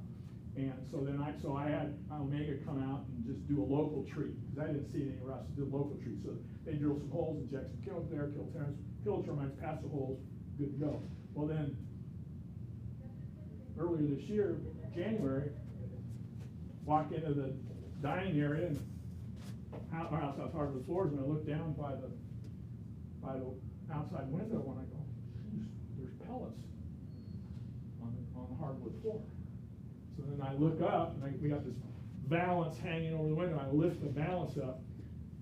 I see one little hole, and literally, if I brush away what was on the outside of the hole, that hole was smaller than a hole that a straight pin would make. But the pellets were coming out, and I called Omega, and I said, what would you charge to do a local treatment? And it was like $850. He goes, well, you know, he goes, you can go, this is a pest control guy telling me, he goes, you can just go to the store and buy a can of Raid and just spray it in there, and you're doing about the same thing we do as far as a local treat. Well, so I go to the hardware store, and I find you can actually buy a can of spray for termites, and it comes with a little nozzle and a hose on it that you can put in the hole. So what you do is you drill the hole, and then you put that in and you spray it in there, and it kills the termites. So, but before I did that, I was sitting there looking at it, and all of a sudden I saw pellets coming out, and I saw the body of a termite coming out of the hole. Now remember, this hole is a pinhole. Now I have a video. I actually sat there when I took my video camera, and I've got a video of this termite kicking pellets out of that one little hole. It's amazing how it develops. But long story short is my wife goes, well, I've been noticing pellets when I hose off the house outside under some of the window sills. And I said, okay, it's time for fumigation. So we had the house fumigated in February, and then that took care of them. Fumigation is going to kill them all. They're done. They're gone. It'll even take care of subterraneans. If there are any subterraneans that are above ground, would be killed too. But fumigation is how you take care of the dry wood. Kills them completely. Now, it doesn't mean they're not going to come back, because again, every year these critters are swarming, so they could come again and start all over, but you won't know for years. You could be looking at least 5 to 6 years before you might find evidence. Yeah. I've heard of this orange oil treatment. Yeah. There is nothing that is 100% effective other than a fumigation. These guys all tout all this stuff. I mean, we've been through microwaving. We had guys come around and go, oh, we're going to microwave them, and we'll guarantee it for 2 years. Termites were coming back. It wasn't. Microwave, freezing, they had the orange oil. The last time I talked to the owner of Omega, who sits on the structure control advisory board, he says there is still no treatment that is 100% effective other than a fumigation. You can't, there's no guarantee that the orange oil is. Now you can do a local treatment if you're reasonably certain that you can isolate where the infestation is. If you don't, like in my case, we had it in multiple places. So I wasn't going to play I was going to still did the whole fumigation. But if you're reasonably certain that it's in one area, I had a house one time in Mission, and the fumigation at that time was a 2-story house. It's a big house in Mission. Fumigation was going to be about $3,600. We were fairly confident, the inspector was too, that the infestation was right at the corner of a window in the living room. There was no other evidence of termites anywhere else. And so we said, well, Mr. Maseller, we could have them open up the wall at that corner, and then just keep opening it up until we're reasonably certain that there's no more infestation. And then we could local treat, spray that area, and close it back up. And it was about, I want to say it was about $1,200, $1,400, something like that. They said, sure, let's give it a shot. So that's what we did, and we were able to isolate it to one area and just do that local treatment, and it would cost them about 1/3 of what the fumigation would have cost. And of course, that was all disclosed to the buyer. Food's here. You all know him. Is it wood? Everyone knows Anna Cohen with Financing America. She's gladly provided us with lunch. Hello. It's yours. The floor is yours. The floor is mine. Wonderful. Thank you so much. Hello, everybody. How are you? Good. Good. I hope you're really paying attention to this, because seen as many contracts as I do, it's pretty amazing how many contracts are not filled out properly, and also things that are really missed. So it's super important, you know, to fill out the contract properly, and it's sort of, I find it comical sometimes when I have to go back to the real estate agent and say, do you know you put this in your contract, you know, or something like that. So this is great information. Today I brought you Olive Garden. So we have the 5 cheese ziti, we have chicken parmesan, and then pasta on the side with the sauce, and the breadsticks and a big salad. So enjoy yourselves, enjoy the food. Don't fill up too much because I don't want you to fall asleep in the second half. And I brought you carbs, so make sure you go like a couple laps around the building. That's why we kept the first half long, it's more like first 2/3. So, Back in. oh, it's all ready. You're very welcome. Yeah, you can try to be back in your seats, you know, within about 15 minutes or so, that'd be ideal.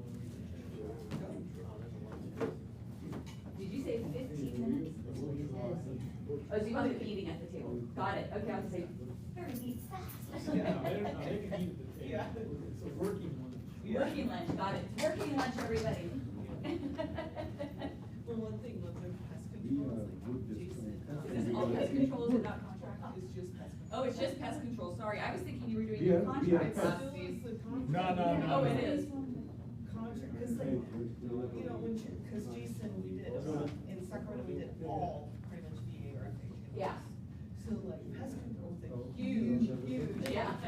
And now, like, these guys have, most of them, you know, pest control. We have one where the FHA and the appraiser did it subject to. And it's all this exposed wood, and they're like, well, why is it wood? I'm like, that's actually, you know, so then Somebody's. We were looking at buying a house in Sacramento and in Fair Oaks, and it was amazing, but the deck was huge. It was probably 5,000 square feet of deck. Really?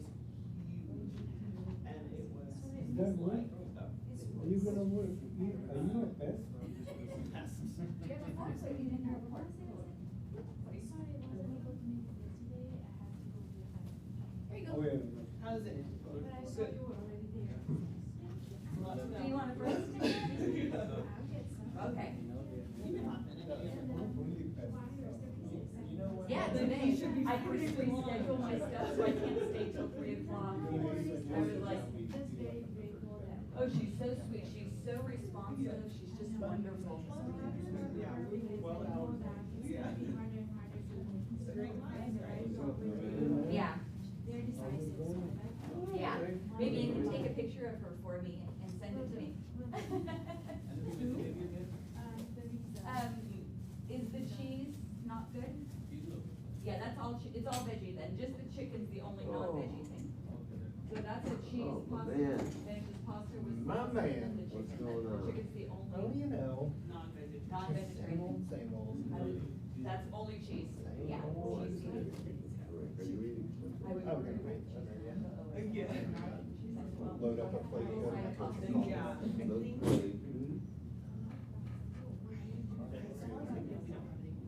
Oh, you typing away. Yeah. Too much to know. They're doing the kosher. Forty? Yeah. So, yeah, That's they not- can, so we only have, yeah, we only have. That's in order. We do, and one is, she tries to get some like at home. Yeah. I have a friend. We ordered that AT&T cell extender yesterday. It just showed up. It's not really just. 12 hours. Like, why? Not even Amazon's that fast. You're very welcome. Comcast One of would my take at friends- least 12 days. Oh, yeah. It was his birthday. It's a whole nother problem.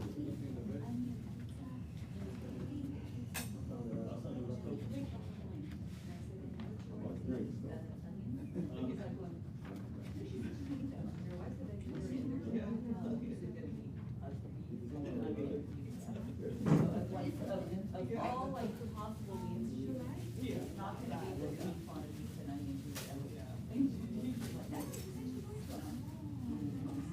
So I sent him a text the next day.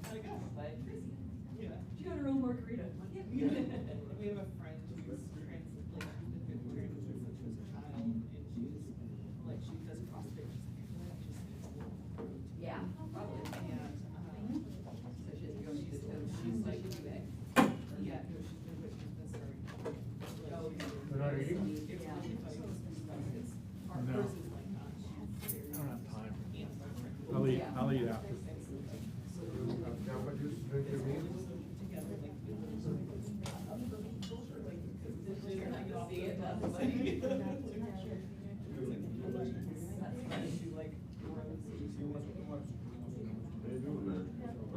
They're all vegetarian.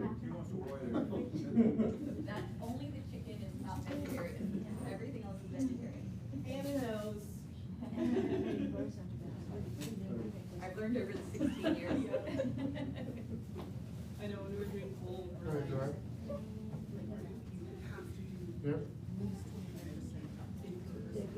It used to be more, Yeah. it used to be more like. What happened? It's not in Oakland? More vegetarian, right? Yeah. Now, Oh, one my of the vendors were not vegetarian. And then, I didn't know that. Like, she had like some vendors. No, I didn't know. I'm gonna check if I can, have somebody else do, the other one. It's okay. You lose?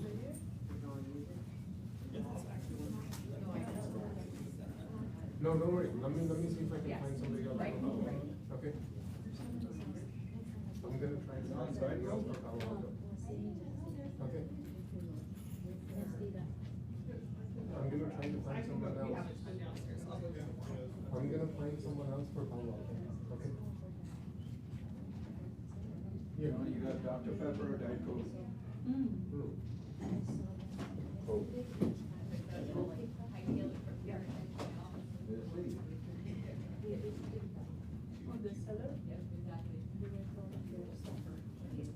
Like my team all love me and like.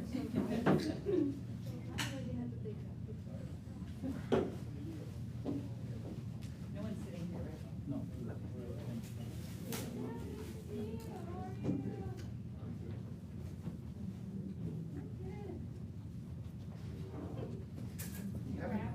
Steve, I was having lunch with Marissa Suarez. And she was saying, you know, this steak is the best I've ever had in my career. She goes, when I have an issue, I say, what would Steve say to me? Yeah, that's one way to look at it.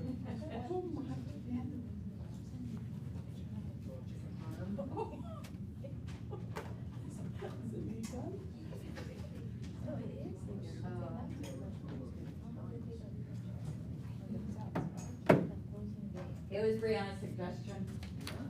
If I was pulling my Italian card, I would have made it all.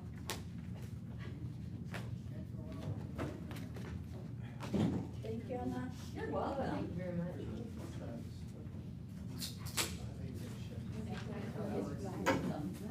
Over the weekend, I was making pizza.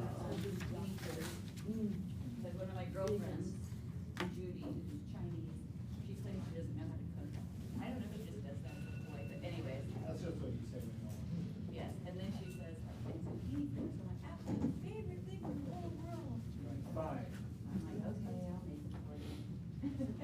Fine. This is my. You guys are with us.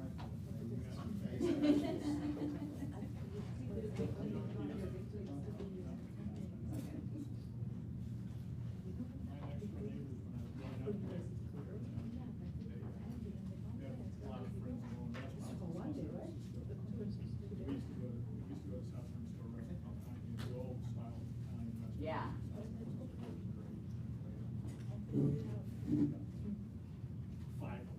Exactly. So,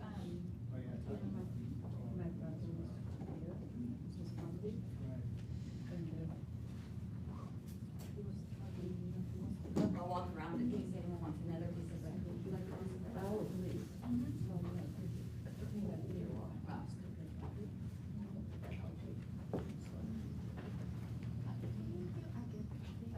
You're welcome. Appreciate it so much. You're welcome.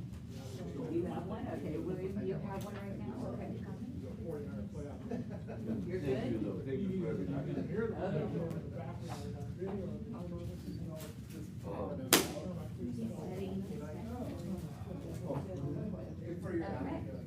Oh, the first time we saw Nicholas set up his GoPro. More cards. For some reason he wasn't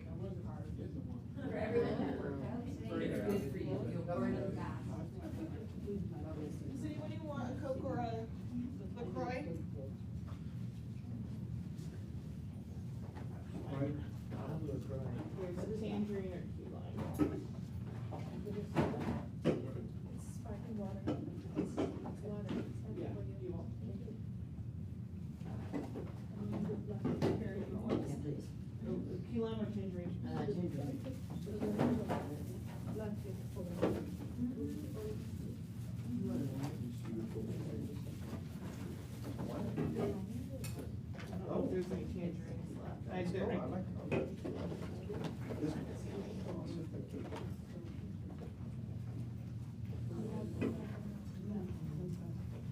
Anyone have any questions? So I see in reports, the term cellulose debris a lot. Steve, do you want? Yeah, we'll get to that. Okay. I'll have a LaCroix. Thank you. Let's wait. Let's wait for everyone to. Oh, thank you. Yeah. Nice.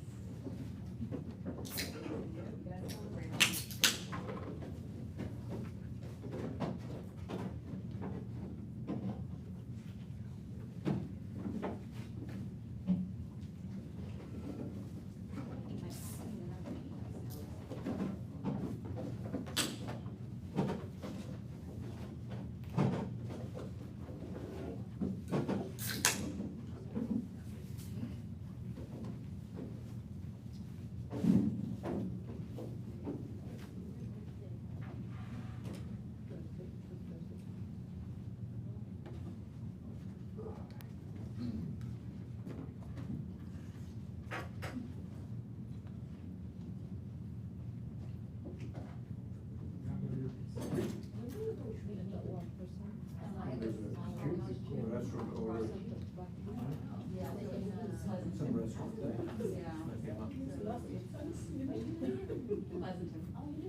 Yeah, my office is in Danville. Thanks for waiting for me on Yeah. this. Yeah, so it's a small, personal group training, so it's a. You guys are pretty hardcore.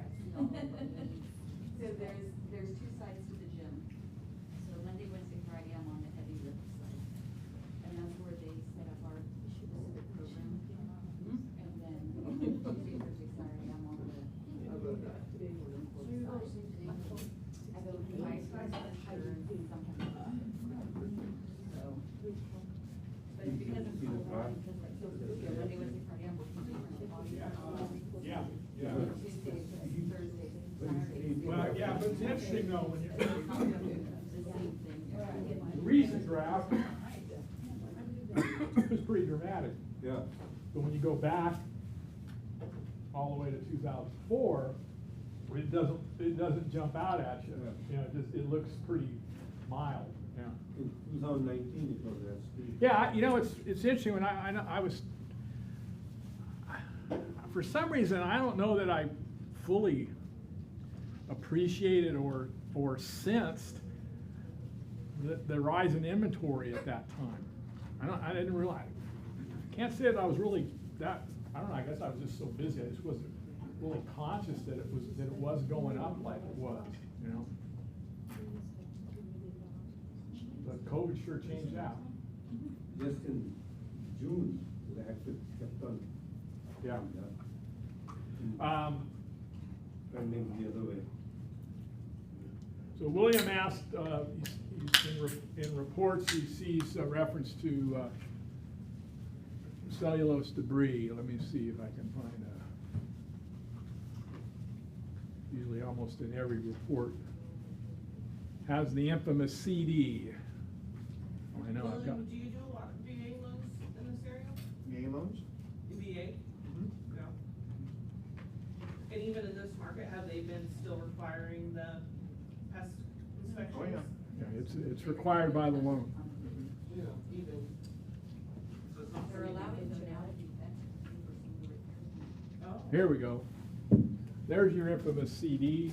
This is actually fungus-infected cellulose debris. So cellulose debris can be wood, could be cardboard, could be paper. Typically what it is it's typically leftover wood from either the original construction of the house or from some remodeling work or done. And the contractors don't remove all of the wood scraps. And that's laying on the ground, and that's food for the termites. again, that's like the promised land, because they don't have to make a mud tube to get to the wood. The wood's laying right on the ground. They just come up through the ground and boom, there it is. Okay? So basically all you need to do is you just go down with a garbage bag, just go down there and fill the bag up with all the wood and take it out. You know, if all you're dealing with is just the cellulose debris, you just have to you just remove it. Yeah, it's surprising how sometimes you'll have houses that don't get inspected very often. There'll be 30, 40, 50-year-old house will still have wood from when it was built. So cellulose debris doesn't, in a report, doesn't necessarily mean it's infected with termites, it's just. Yeah, this one here is section 1 because it's fungus infected. 9 out of 10 times cellulose debris is a section 2 item. It's just an attractant. Yeah, it's attractant, but there's got to be damage. It's got to be termite infested or fungus for them to. But I mean, it's a good idea to. So you got to remember the other thing too is this area, particularly, well, a lot of the East Bay, particularly Fremont, was a lot of orchards. So what are orchards? They're trees. What are trees? They're wood. So, you know, subterranean termites thrive in the ground. Have thrived in the ground in this area because there's so many trees. Because they've got so much. They have so much food source with all the trees. See, a lot of this area was it was all orchards. I mean, there's a reason why, you know, Cherry Lane's called Cherry Lane and why Walnut Avenue is called Walnut Avenue. I mean, see, as kids, those two roads were practically dirt roads that they both met out in the middle of a field. You ride a bike and get to the other end. Oh, it was just orchards, just tree orchards as far as you could see. Steve, would you always do a past inspection for a condominium or townhouse? Mm-hmm. Yeah, we talked about that at the beginning, yeah. You inspect the condominium unit and the exclusive use areas. The one thing we didn't talk about, the example of the condominium legal description, in this case, this Crane Terrace, the garages are part of the unit, but in a lot of your condos, townhouses, it's not unlikely to have detached garages. So that detached garage is another what we call exclusive use area. In other words, you need to make sure your buyers understand exclusive use areas mean the buyer doesn't own it, but they have the exclusive use of it. Okay?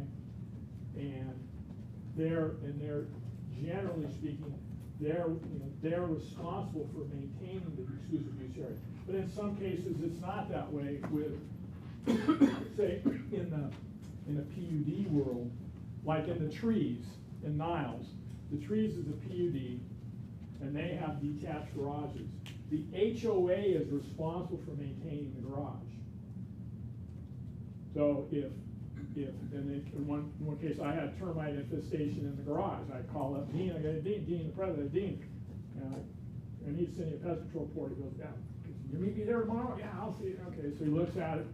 He goes, no problem. We'll take care of that. We'll be back a couple of days and deal with it. Okay. That's not going to normally happen, but they're doing it because they're responsible. Because they own the garage, not the owner.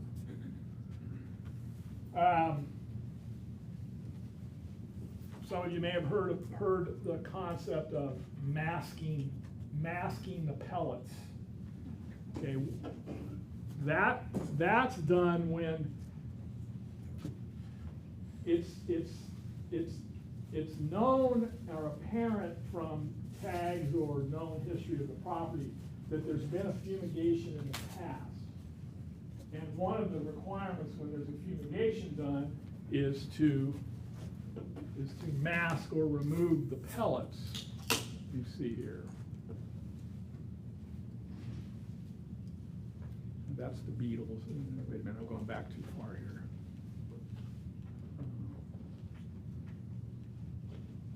Let's see here.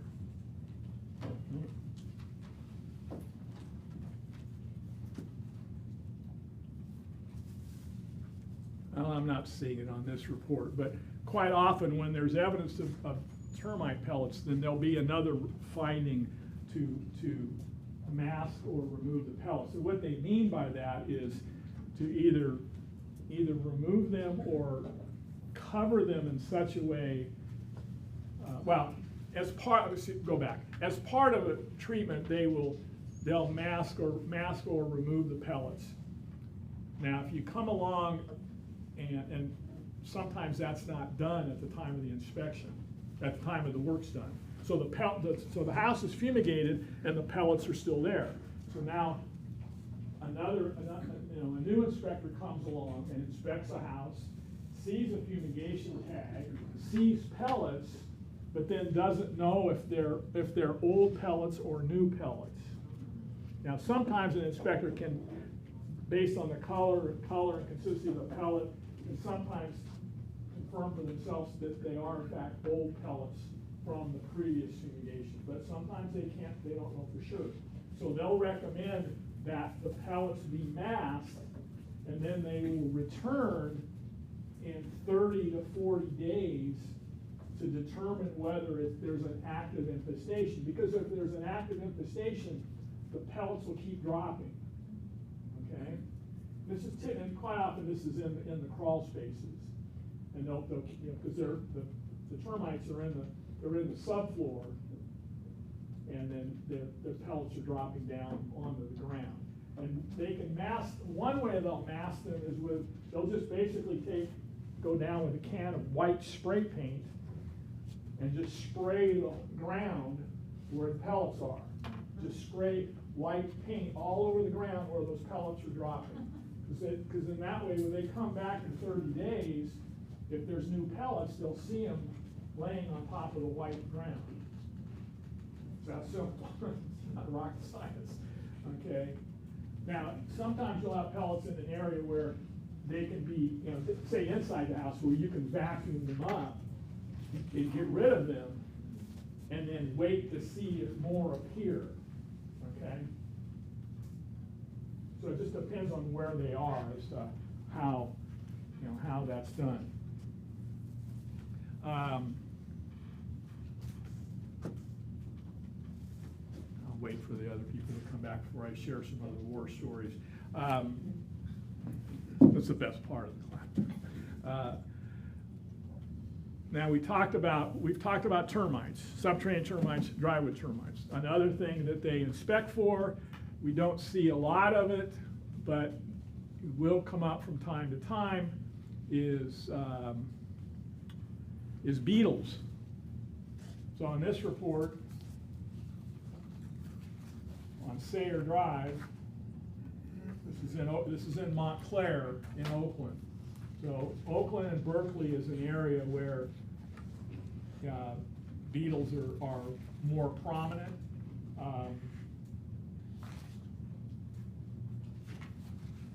So you see here where there's a beetle infestation, and they're fumigating the structure with basically the same gas that they do for termites. However, there's something that I don't know if I even noticed at the time. Normally, when you do a fumigation for drywood termites, you have to be out of the house for at least 2 nights. For the beetle, because of the amount of gas they use to get rid of the beetle, because the beetles are bigger than the termites, the property's got to be vacant for approximately 5 nights in order to deal with it. And this cost is $74.80. Now that's back in 2018. That's probably, our house was a 2-story. That cost is probably anywhere from probably about almost 3 times what it would have cost to fumigate the house for termites. So it is a more costly fumigation. I've seen beetles even in up in the hills in old houses in Hayward. I've even seen beetles in old house in Niles, okay? Yeah, we're talking old houses built in the 20s and 30s, okay? That just have, that, you know, some of those houses didn't really have much of a concrete foundation. The wood laying right on the ground in some cases. And so the beetles have much easier access to the wood. On this report,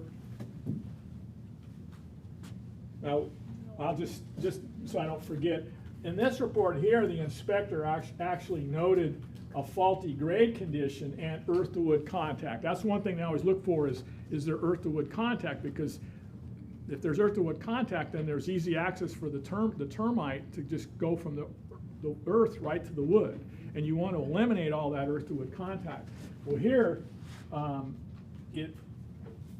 the dirt was too high, so the dirt's up high onto the wood, so that's allowing access for the termite, the subterranean termite, to get right to the wood. And there was also fungus damage noted to the whole exterior of the house was siding, and so there was fungus damage to the base of the siding. The cost to fix that was $14,750. That's a big fix. It's not something you're going to typically see in most cases. How high from the ground what should the distance? It just has to be a few inches. I mean, typically most houses you'll see your wood will stop about 4 inches from the ground. But a lot of times these builders don't think. This house was on a hill in Montclair, and this level of the house was actually just a huge. The house was built on a downslope, so this was actually the bottom level, just empty crawl space, and they just ran the siding right down to the ground. I mean, and they just shoved the dirt right up to the wood. They're just not thinking. You don't do that. You got to have that wood away from the earth. The interesting thing here, you don't see this too often. There are several tree stumps in the crawl space, some of which are termite infested. So they actually, when they built this house, they cut down trees. How many of you been to Montclair? I mean, it's all tree. Okay, they built this house. They cut down trees, but they left the stumps under the house. What did I tell you earlier about orchards? Termites are having a field day. Got those. So it was $965 to chemically treat the stumps to inhibit future infestation or infection. Kind of an unusual thing. You don't see it too often, but not surprising where the house is located.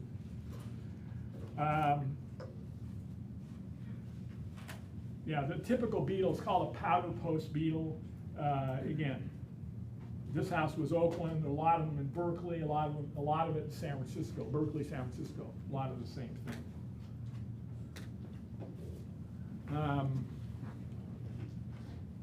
The other thing that you'll get are carpenter bees. Who's seen carpenter bees? Yeah, they're big old critters, man. They're big old, fluffy bees like a bumblebee. And they bore a hole in the wood about 3/8, about the diameter of their body, which is about 3/8 of an inch.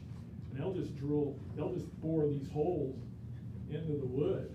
And I walk up to this house and I look above the garage door, and there's just all these holes in all the wood siding around the garage door. And then I could see the bees, flying in and out of the holes.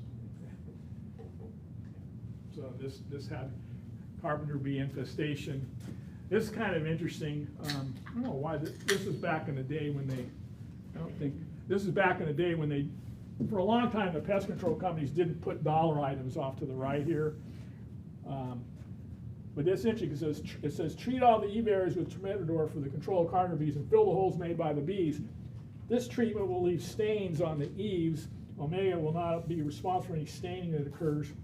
They'll provide a 1-year guarantee. Now this wood This house was a dark brown wood, so the staining wasn't going to be probably that noticeable or obvious because of the color of the house. But the cost of that was $10,690 to deal with the carpenter bees. Yeah, not cheap. So sometimes there'll be wasp nests underneath the eaves. Is that? That's not a wood destroying pest and organism. Is It's it the pest? wasp nest. It's a pest. It's a pest. It's a pest, but it's not a wood destroying pest. Is there a good way to get rid of those things? Knock them down. Get up there and knock it down, and then Not gonna be they happy got to about start that? all over again. If they want to come back there, they got to start all over.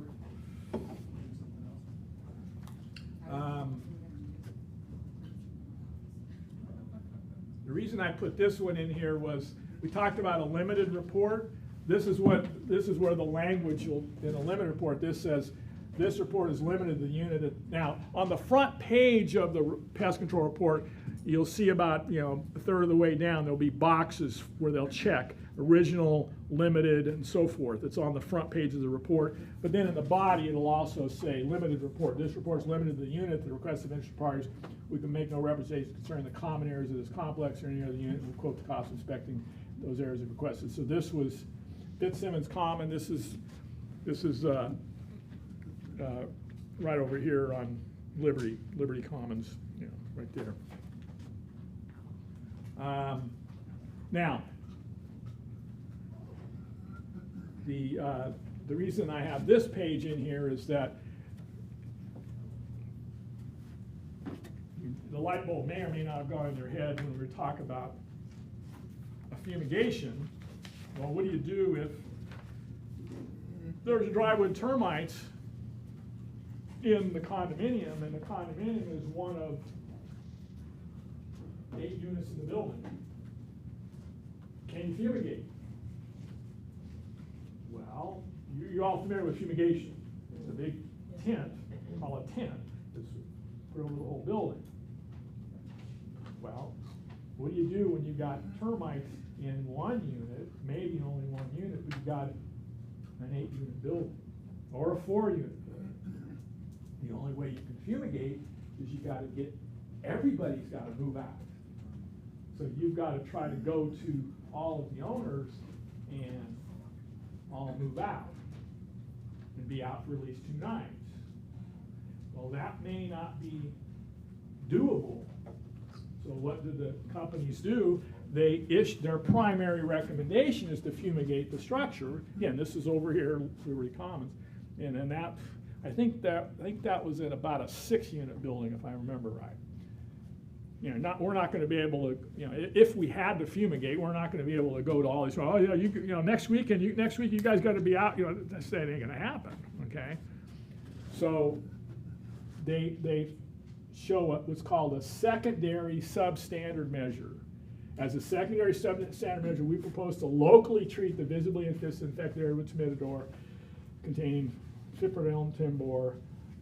There's 1-year guarantee for the immediate areas treated only with this method of treatment.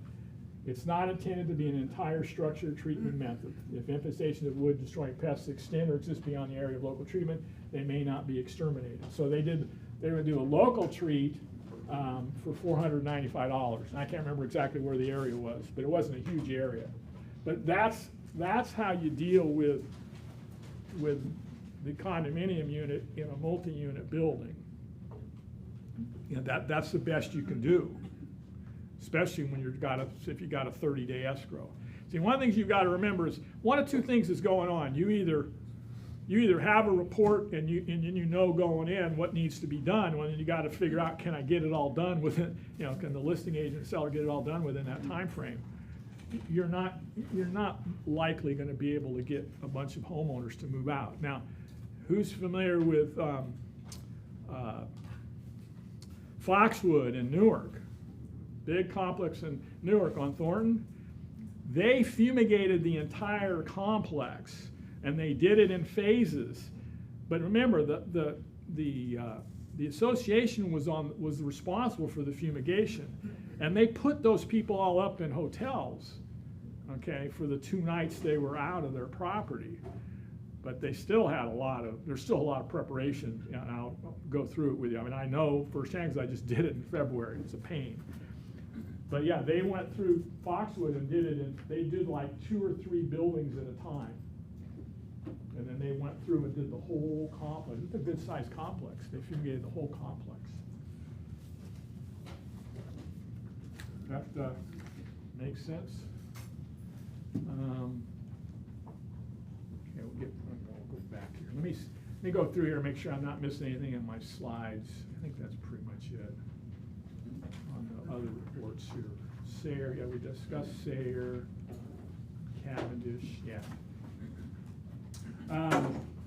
Now, as far as areas of inspection, we've been talking about certain areas. I mean, remember, they inspect the entire area. They're looking for earth-to-wood contact, they're looking for siding, they're looking for damaged roof eaves, damaged rafter tails. That's where we see a lot is the rafter tails, the 2x4 piece that comes, that's underneath the eave.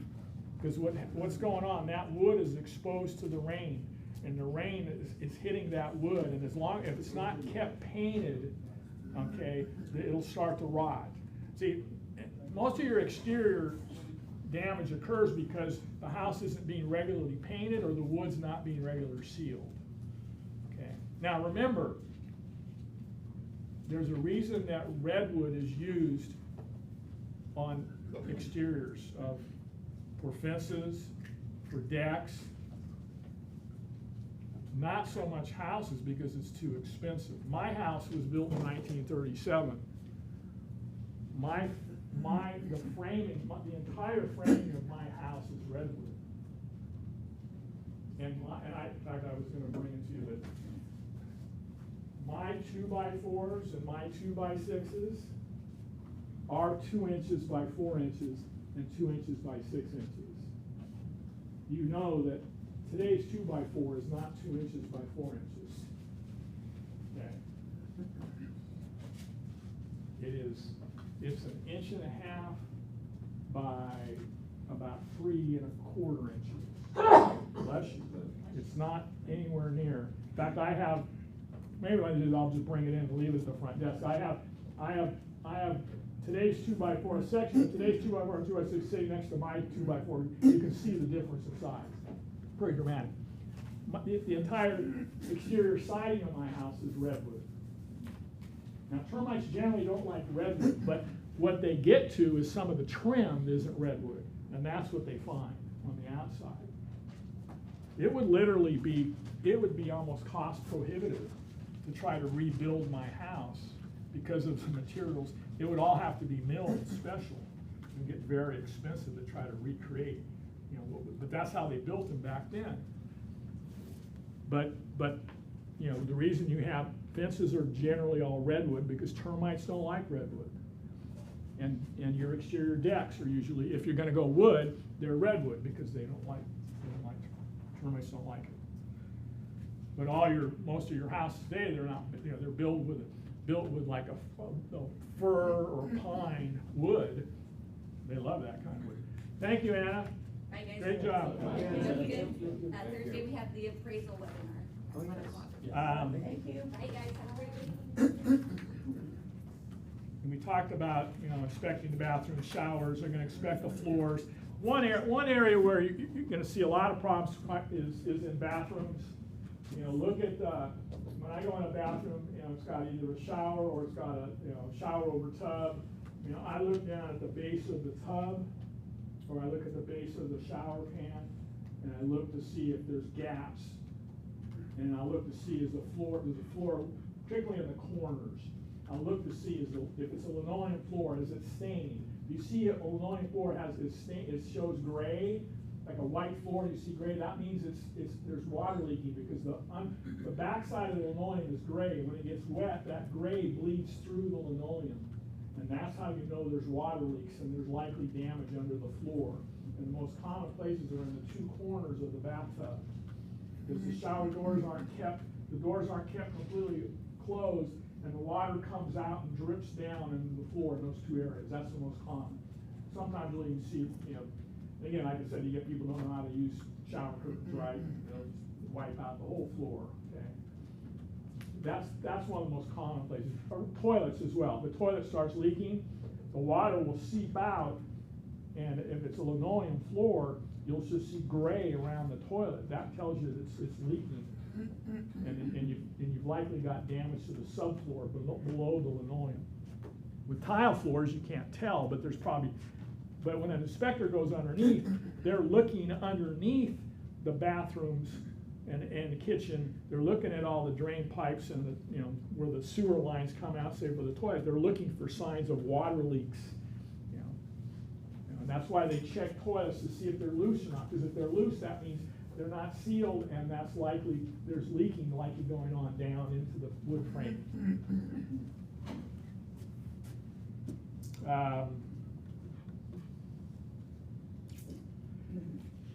Yeah, we talked about cellulose debris. Be careful of when you got excessive moisture conditions. There's a remedy for excessive moisture called a moisture barrier, where they put like a black plastic down. That's really not solving the problem. That's just trapping the water underneath the plastic, so it's not getting to the wood, but you're not really correcting the problem that's causing the moisture to be there in the first place. And you need to understand there is water in the ground, and in some places it's not that far down, and in some places it's at grade. I could take you to a house. In fact, I was just in the neighborhood on that street the other day. I could take you to a house on Dobble Avenue, up in the hills behind Cal State Hayward. It's quite a ways up the hill, right? Open up the door, the house is on a downslope, or an upslope rather, and open up the door to access the crawl space, which you can walk into it because it's the way it's elevated. And you look, and there's the dirt coming down, and you look at it and go, it's like it's glistening. They didn't have cell phones at the time, but had a flashlight, shine a flashlight. The ground's all wet. The glistening was the wet ground. And this is underneath the house. And then I look off in the corner, there's a sump pump. So the water's coming up, flowing down, and then getting pumped away by the sump pump. That's a natural condition. It's scary. Go outside, it's summertime, look up the hill, and I look up 50 feet, 75 feet up the hill, see little tufts of bright green weeds growing on the hillside. And you're thinking, how in the heck is that growing? Groundwater. All that far up, groundwater's coming up, and it's beating the weeds. It's just different spots of weeds up on the hill. So there are places where you can have natural moisture. Someone actually texted me, an agent of Pleasant texted me, asked me about, he knows about valley trails and the foundation issues in valley trails in Pleasanton. And he's asking, does Fremont have any areas where you got to be concerned about? And I texted back, I said, Warm Springs. And then and I didn't go into detail with him, but there's a reason why Warm Springs is called Warm Springs. Because there are areas where there's actually hot water coming up from the ground. And there was a resort off of Stanford Avenue where people came from all over to get in the warm springs, the hot water that was there. So there's water at a high level there. And then on top of that, the Hayward Fault's running right through Warm Springs, just west of the 680 freeway. Next time you're driving around Starlight and some of these older homes, take a look at the garage, look at the driveway and the garage. Almost every house you'll see on the left and right sides of the garage door, it slopes down because it's because of the ground, and they basically crack right there. And you can go down, drive down the street and just see it one after another. Now, I went on a listing presentation in Warm Springs. God, this is probably 25 years ago. And it was nothing special. It was a 3-2, probably 1,400 square feet. And the sellers I had done my spiel. I said, oh, let me take a quick look around. And they're sitting in the dining room table. So I'm walking through the rooms, taking my notes, and I go in this one bedroom, and I opened the closet, this one bedroom, because I think I was just trying to check out access for the inspections. You know, and it was like, the closet was pretty much empty, and the access to the crawl space was right there. So I lifted up the hatch to the crawl space. There was that much water under the house. There were Coke cans floating around under the house. That much. The sellers had no idea. There wasn't really any, it wasn't like, it wasn't that humid. I mean, I didn't really notice humidity that much. No signs of mold, you know, anywhere. And then I go back, hey, Mr. Marcel, let me show you something. They were in shock when I go, take a look at it. Holy, they had no idea that there was that much water. And I kind of joked, I said, yeah, that's why they call Warm Springs Warm Springs. I mean, there's water in the ground. I had one you familiar with Columbia in Castro Valley, and you go up the hill, you know, and the hill goes like this, but the houses are cut into the hill, so they're level, but the road's going like this. Go into an REO, and question came up, got any kind of drainage issue with now. Well, let's check out the crawl space. So I go to the closet, lift the hatch out, bring it back. Now this was a newer house. Okay, Columbia's built, I think, 70s, I think, and crawl space is probably about 3 feet high. Water was all the way to the top. I mean, if there had been one more heavy rain, the water was going to start coming into the house. That's how high it was. And what's going on is that rainwater's coming downhill, and it's going into the ground outside the house, and it's coming underneath, and then it's ending up in the crawl space. So the correction for that is what's called a French drain. And that's where you dig a trench. You go down about 18 to 24 inches, and then you lay pipe at the base of that, and then you put rock on top of it. You lay a pipe, it's perforated with holes on top, and then you connect, and you run it all the way around and connect it to a drain pipe, to out and away, either to the connected to some other sewer line or drain pipe. But that's how you eliminate that water from coming underneath the house. Now, you'll run into that, there are houses, I've had houses where there's just natural moisture, and the only way you're gonna deal with it, in some cases it's just natural moisture. I had a house in Glenmore. There's this one little street in Glenmore that's got this natural water, and then the ground is wet. It's like mud. And it's like that all the time. It's just a natural condition in that one area. What was the trench called again? French drain system. Now, in your newer homes, they build French drain. A lot of your new homes have French drain systems built, and they have, and all the pipe, and you'll see other normal drains too, and then all the drain pipes and all the downspouts from the gutters are all tied into it as well. And then they all go outside and connect and drain out into the sewer line. But that's all built in advance by the builder, okay? But if you have problems with where the house is already there, and then you run into these water issues, then that's where you've got to put in a French drain system. Will you still put sump pump in? Well, a sump pump is another way to deal with it. If you're on an upslope or a downslope where you've got natural water flow to one place, then yeah, you can do a sump pump too. Now that I think about it, the second house I owned on Royal Palm Drive, you know, near Waco and Stevenson, not Stevenson, Waco and Mallard. I lived right behind the old Orchard Supply, and they didn't all do the crazy inspections and all stuff. I didn't even know that, I don't even recall seeing that the house I was in had a sump pump with pipes, you know, pumping the water out. So typically, they work better when you're in an upslope or downslope, because then you got a natural flow of water to the pump.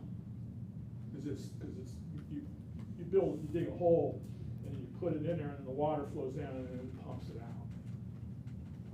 But if you're dealing with a house that's at grade, you're normally you're gonna do a French drain system where you're gonna put the drains outside the house to catch the water before it goes under.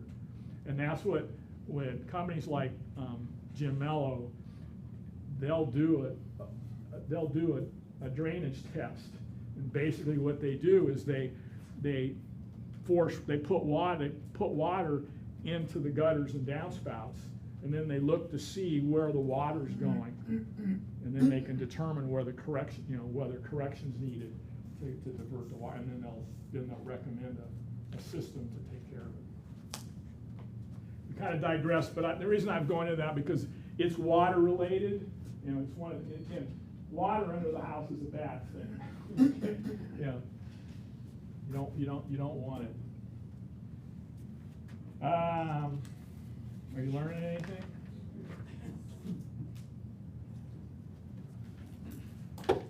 Okay, let's get to, I think I've probably given you enough information. Well, we'll do this. Well, you can read the other part. Let's go to, okay, like I said, until 2012, we had what was called a wood destroying pest inspection and allocation of cost addendum in zip forms. Well, the market got so hot, all references to pest control reports were completely removed from the contract, and we were selling everything as is, so they removed that form from zip form. Now I still have copies of it, but it's not, the text of it doesn't coincide with our new purchase agreement.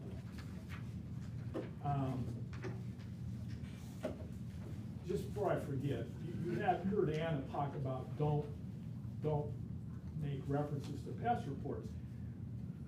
You only use this when you want it to be part of your contract. Okay? This is not used in every transaction. This is only when you want the seller to provide a Section 1 certification. You understand that? Because otherwise the sale's as is. This is only to be used if you want the seller to take care of the Section 1 work. And with the shifting market, your buyer has leverage to be able to probably get the seller to do that if the cost is reasonable and can be done within a timely manner. Again, you understand where I'm coming from here. This form is not required in all transactions. It's only required when you want to negotiate a Section 1 certification. Now, you can even negotiate Section 2 if you want.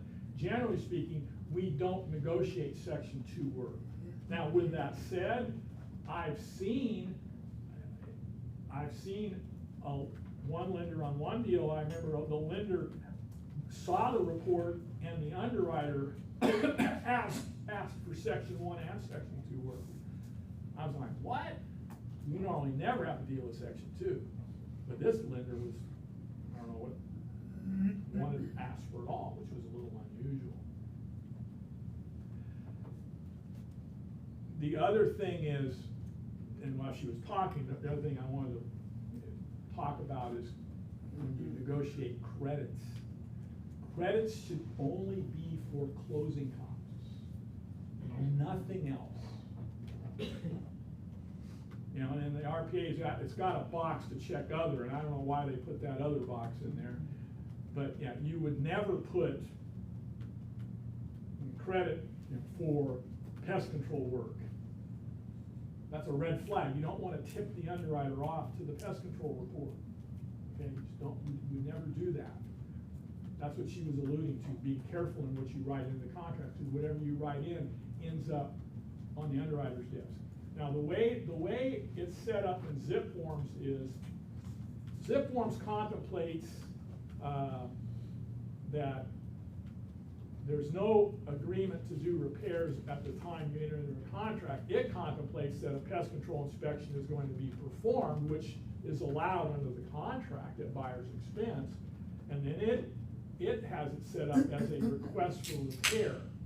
And it even talks, it has a section in there for section 1, but it's still not as detailed as the old form that we used, or this form, which I've taken even further than what the old form went.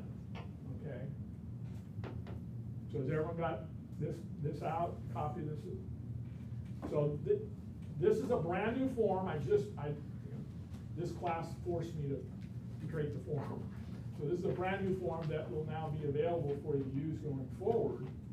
Again, I have got to reiterate, only if your buyer wants to request that the seller pay for a Section 1 certification. Now, we already talked. When is it required? The VA loan is required. CalVet loan required. So you would need this to properly document, you would need this form. So what does it say?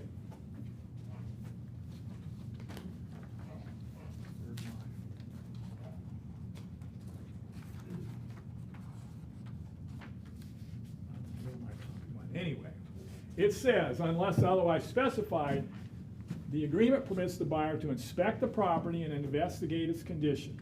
One of the inspections the buyer may obtain is for wood-destroying pests and organisms, known as the pest control report. And that's what it's referred to in our purchase agreement.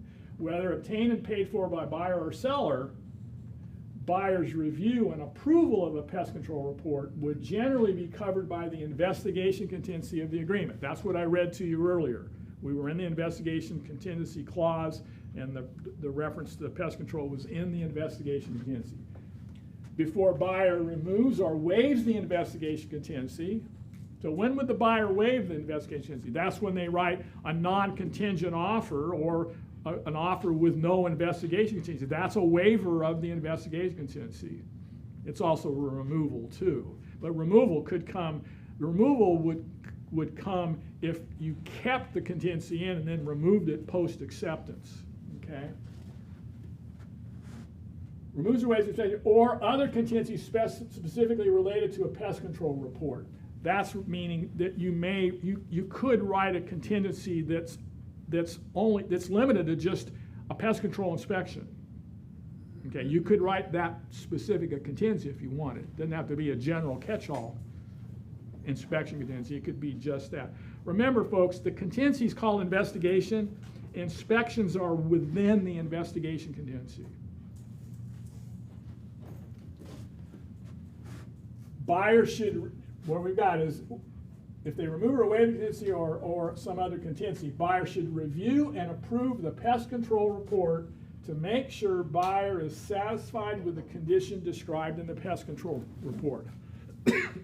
So that's just confirming that the buyer knows that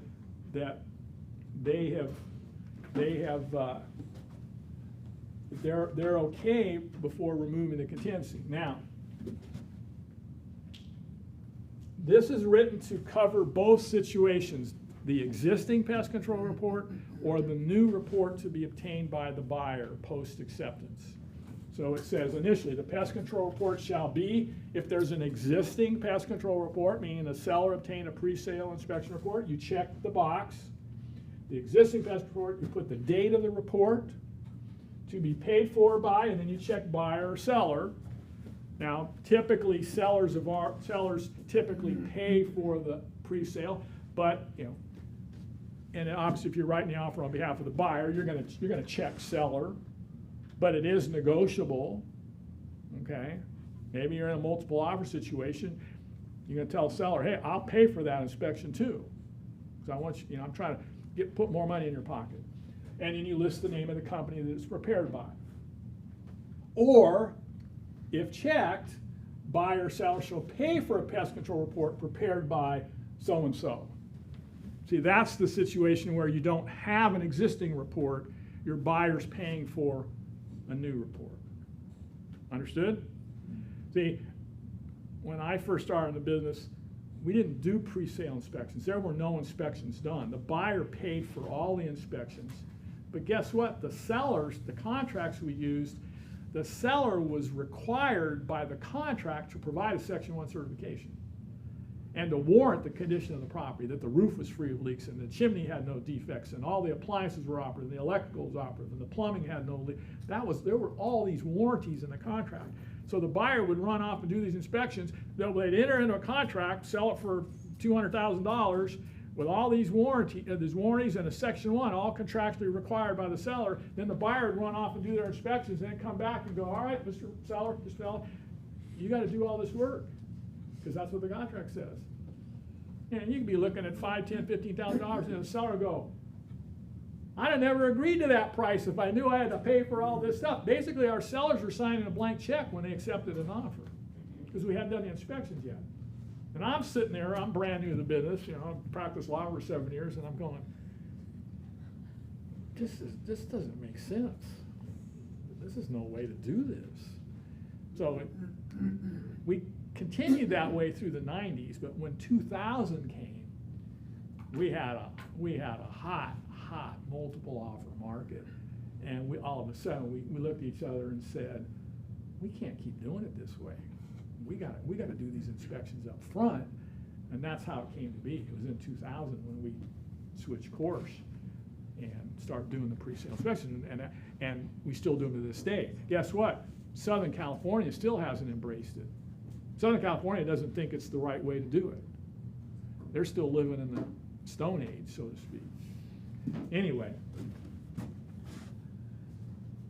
then it says the pest control report shall cover the main building and attached structures. You heard that before, right? And if checked, now you can check boxes. Detached garages and carports, detached decks, or the following other structures on the property, which might be an ADU. Okay, does that all make sense? Pest control report shall not include roof coverings. If the property is a unit in a condominium or other condominium subdivision, the pest report shall include only the separate interest and any exclusive use areas being transferred, shall not include common areas. Water tests of shower pans on an upper level use may not be performed unless the owners of property below the shower extent. Sound familiar? It's all, I just took it all from, it was already in this form, it's taken from the contract, but it just reiterates it again. Pest control report shall be separated into sections for evident infestation infection, Section 1 and Section 2. Conditions likely to be Section 2.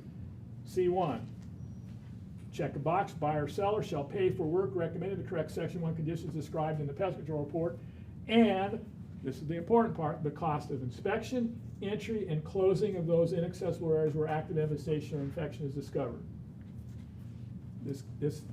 Remember this phrase right there, because we're going to talk about it in another section here. If you're going to go down the Section 2 route, you check the box, buyer or seller should pay for work recommended to correct Section 2 if requested by buyer. Again, normally we don't normally get involved in Section 2. Now, that's not to say that as a buyer's agent you couldn't ask for it. Anything's negotiable. But as a general rule, we don't generally negotiate the Section 2. I understand. Yeah. I don't want you to take what I tell you to think that that's legally how it's supposed to be, or it has to be. No, everything is negotiable. I'm just telling you how it's typical and customary.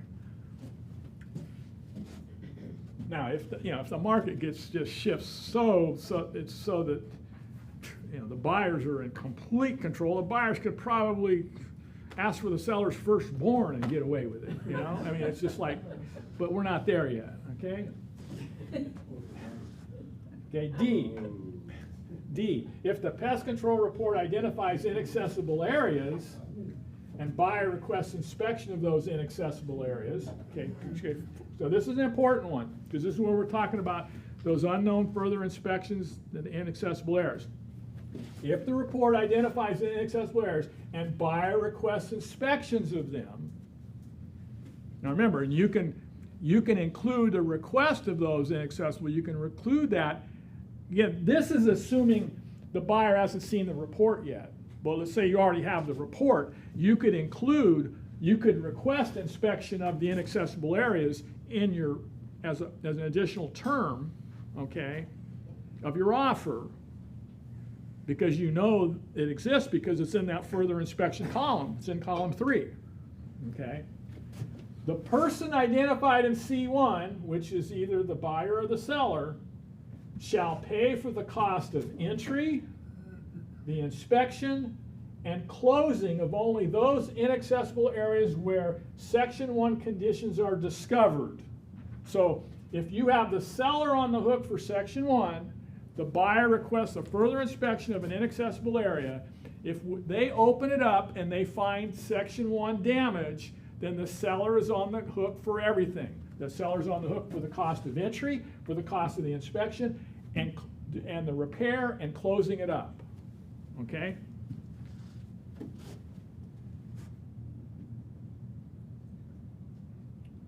And buyer shall pay for the cost of entry, inspection, and closing of all other inaccessible areas.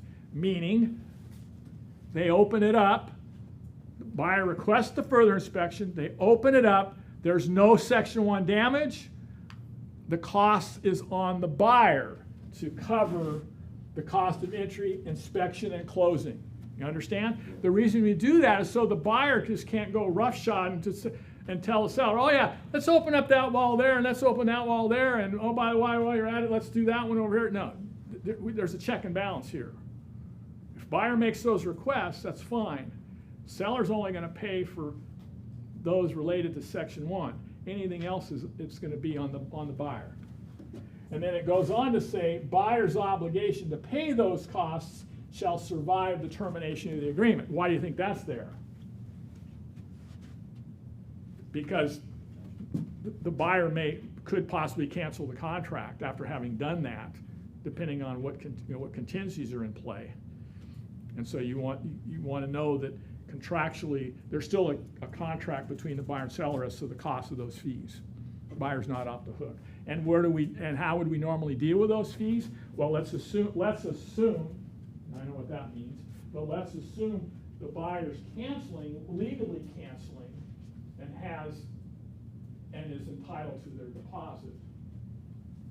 Where would we get those fees from? From the deposit. That's why that's why the deposit says, buyer shall, release the deposit to the buyer, less fees and costs. That's what it's referring to. Make sense? It's all provided for you. Everybody understand? Nod your head. You understand what I'm saying? Okay? Okay. I want to make sure, because I'm seeing some eyes that are kind of like looking through me to the other side, and I'm not sure if you're understanding what I'm saying.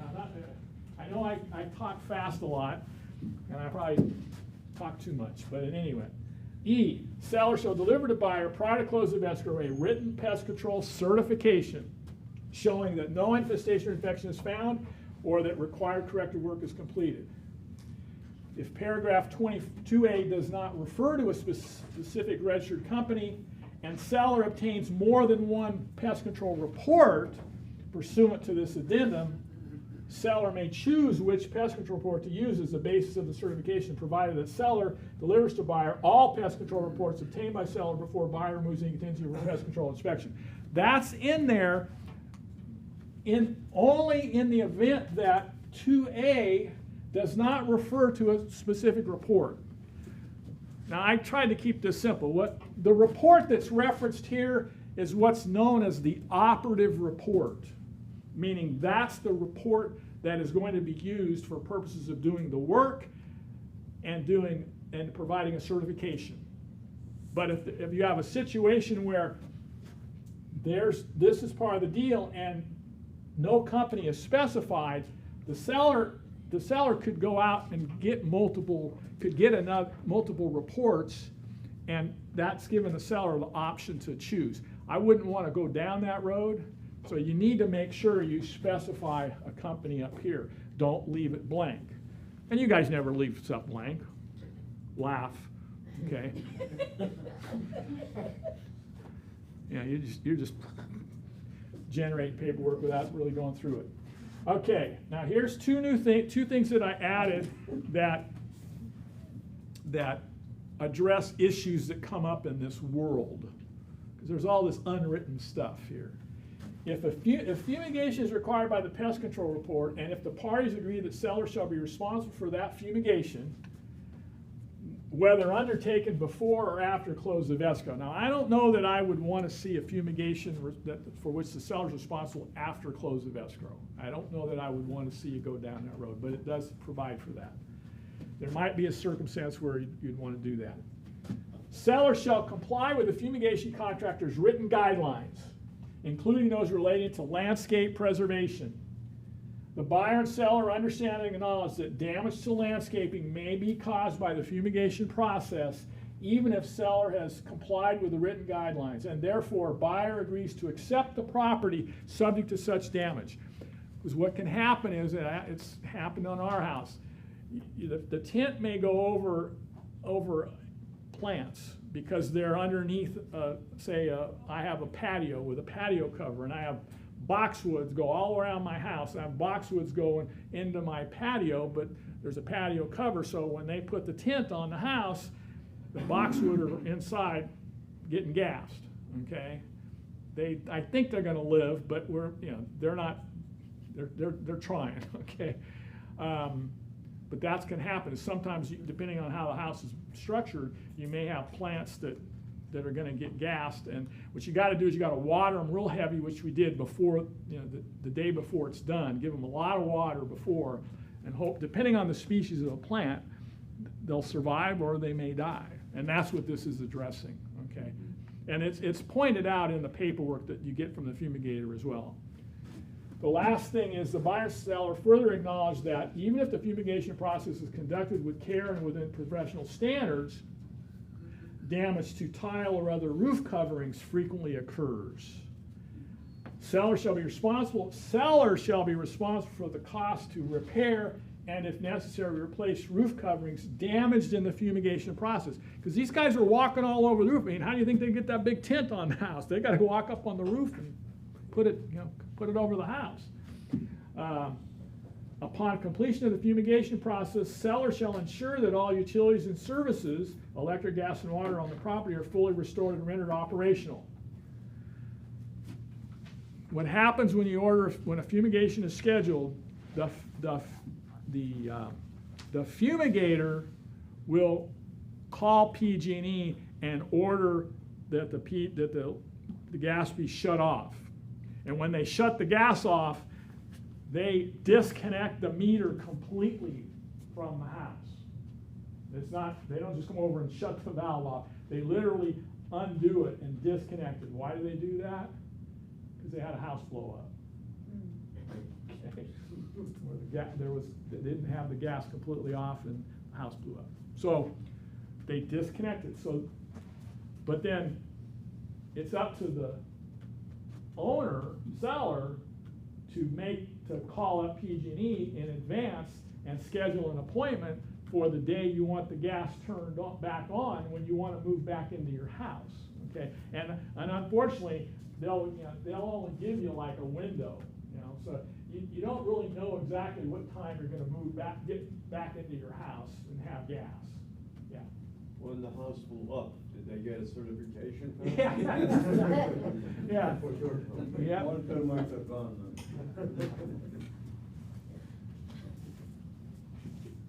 now.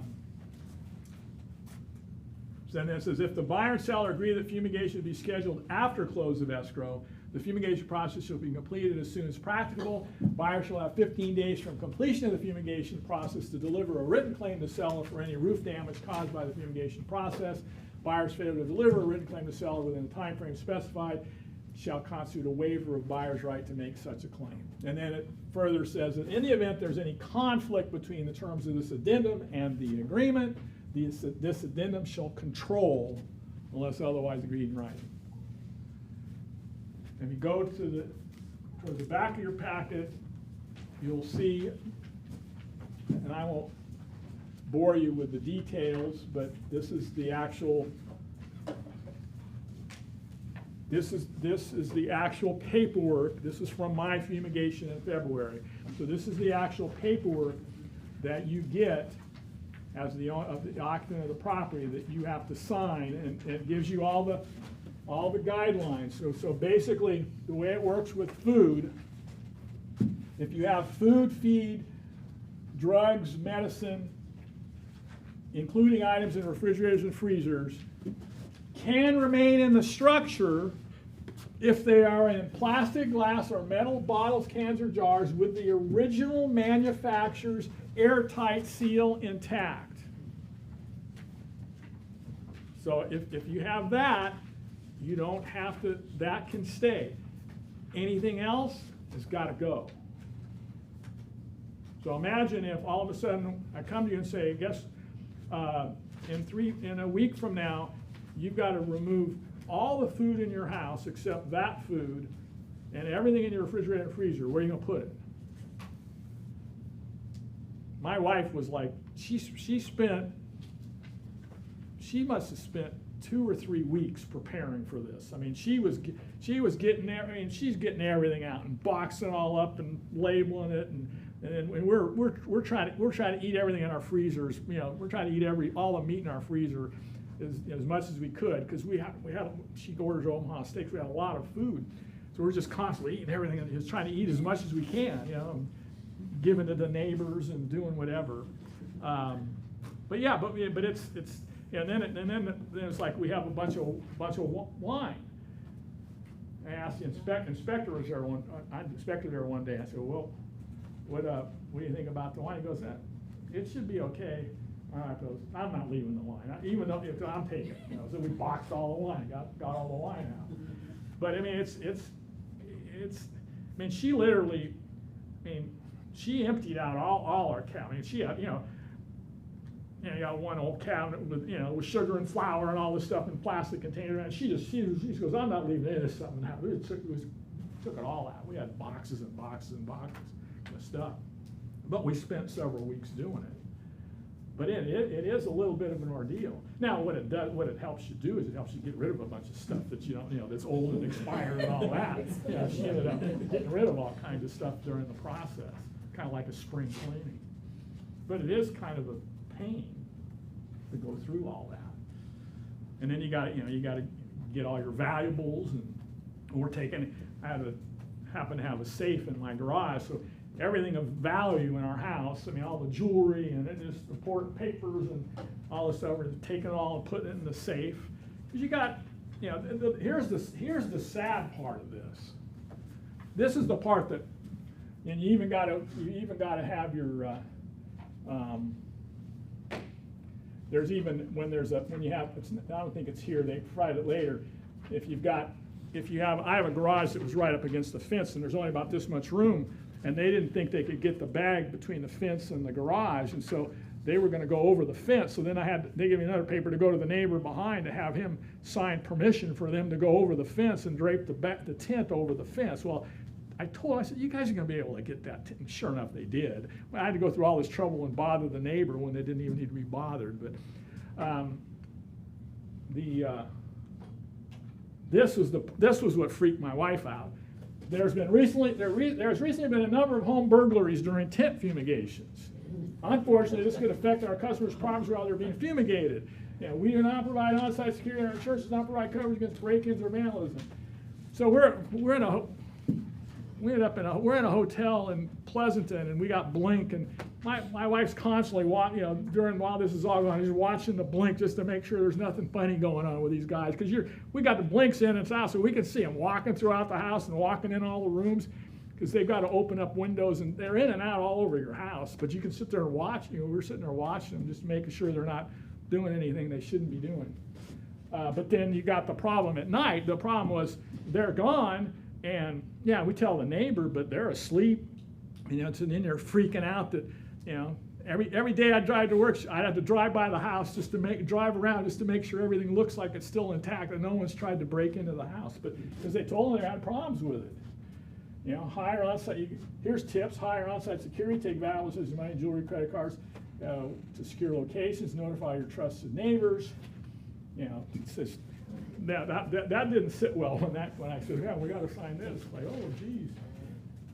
No, but I can see where, you know, these thieves, they realize the tint's on there, and I don't know, I guess they have gas masks on. They're smart enough to wear gas masks, and they don't, if they know the house is furnished, they can go in and take the tent apart and go in and steal stuff.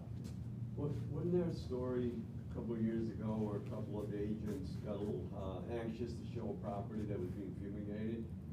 And they went inside the property, did one person or more, I'm not sure, and they actually passed out in there. I've not heard that story. Yeah, I mean, it was all, wasn't it you all? Yeah, this is the whole fumigation, the whole PG&E thing. You've got to call them, if you want to make sure you can get in your house, the day that it's released to occupy, you got to make sure you call PG&E ahead of time to schedule the turn on. And then you got special preparations. If you got pets, your pets, you got to get your pets out. You got to get your birds out, your fish out. You can't have anything in the house because they gas the house. It's a gas. All right. Any questions? Well, I know I can do the class in 3 hours. It's because we started at 10:15, 10:20, and it's 1:10. So I did it in less than 3 hours. So you have no questions. You understand it completely. Yep. You're going to go home and you're going to read everything so you know what it's all about. So when your buyers ask you a question, you intelligently answer the question for them. This is one of those things I always say, when I'm teaching contracts, like, I wish every agent would be required to buy a house and sell a house before they become an agent, because that way you experience it. I can relate to fumigations now completely. I mean, we've gone through it twice now, but even more. I mean, I know the whole drill because I've witnessed it and experienced it. I know exactly what's involved. Now, but the one part I didn't say is that what they say, I mean, like it says, dishes and utensils need not be removed or washed after fumigation. Structural fumigants are colorless, odorless, and will not affect paints, finishes, or fabrics. They will not leave a residue on surfaces. And do you think my wife bought that? She was cleaning every counter and everything. It was like, we were fine with the dishes, but yeah. There's a lot of information there to. And sometimes I'll tell you what happens what I've seen happen in transactions is fences, the side fences, on either side of the house or the garage. One, there'll be a gate, say on one, so they can just open the gate and then bring the bag down through that gate opening. But you get on the other side, I've seen pest control companies, they don't do it so much anymore, but they used to just the fence that's coming up to the house on the other side, just break the board off to put the bag on, and then you come back to the house and you got this broken fence board. They got disclaimers and all this paperwork saying, we're not responsible. Now they have a way. Where they in areas where they can't completely drop the bag all the way down, they bring the sides of the bags together and they clamp them. So they've got a better way to deal with inaccessibility and so forth. But you got to be careful too when you've got. I remember I had a house that had an electric line running from the house to the detached garage. So it had electrical and conduit, and it was running along the fence. Well, that was going to be a problem when it came to fumigating that house, because that electricity was going to have to be disconnected because it was a live electrical line running to that garage, and they may have forgotten to do something. the new owner may have, we had to make sure they were aware of that, because it wasn't, it could have created a problem. All right, no more questions? You're all free to go. Thank you. I will be, that pest control addendum, I'll be uploading that to Bree, and she'll have it on the Google Drive available for you to use in your transactions. I would just understand that, it's highly likely that, the agent on the other side will have never seen that addendum or any similar type addendum, because we haven't had the form since 2012. So, you may have to do some explaining possibly to the agent on the other side. Or a good agent, when faced with that form, would probably run to their broker and say, we got an offer with this form, what do I do with it? That sort of thing. That's just play it by ear and see what happens. I had two different forms, the CAR form, and then I had another form that had been prepared by another company, and I just kind of put the best of both together into one. So that's how that, but I'm confident in the content of the form. So, did you have a question? Yes, so this is strictly our office form, right? Yeah, it's a form that I generate for use by our office, yeah. But obviously, once you present an offer to someone, they're gonna have it, they'll probably take it to broker, oh, that looks like a good form. And I don't care if They may have questions about it. oh yeah, they may, but like I said, basically, I mirrored,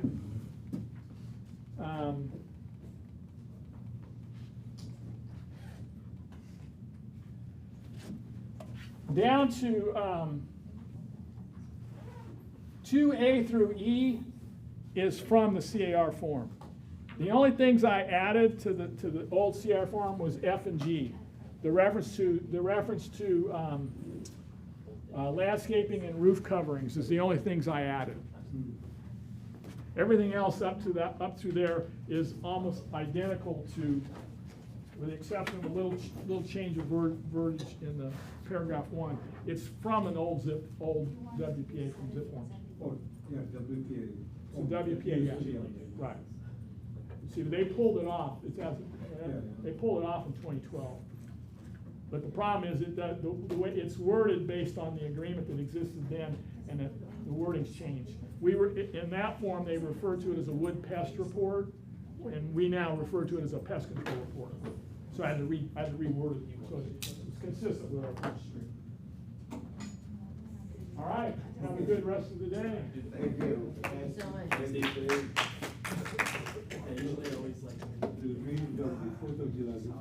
I encountered a term yesterday, I looked in an article that I'd never heard before relating to real estate.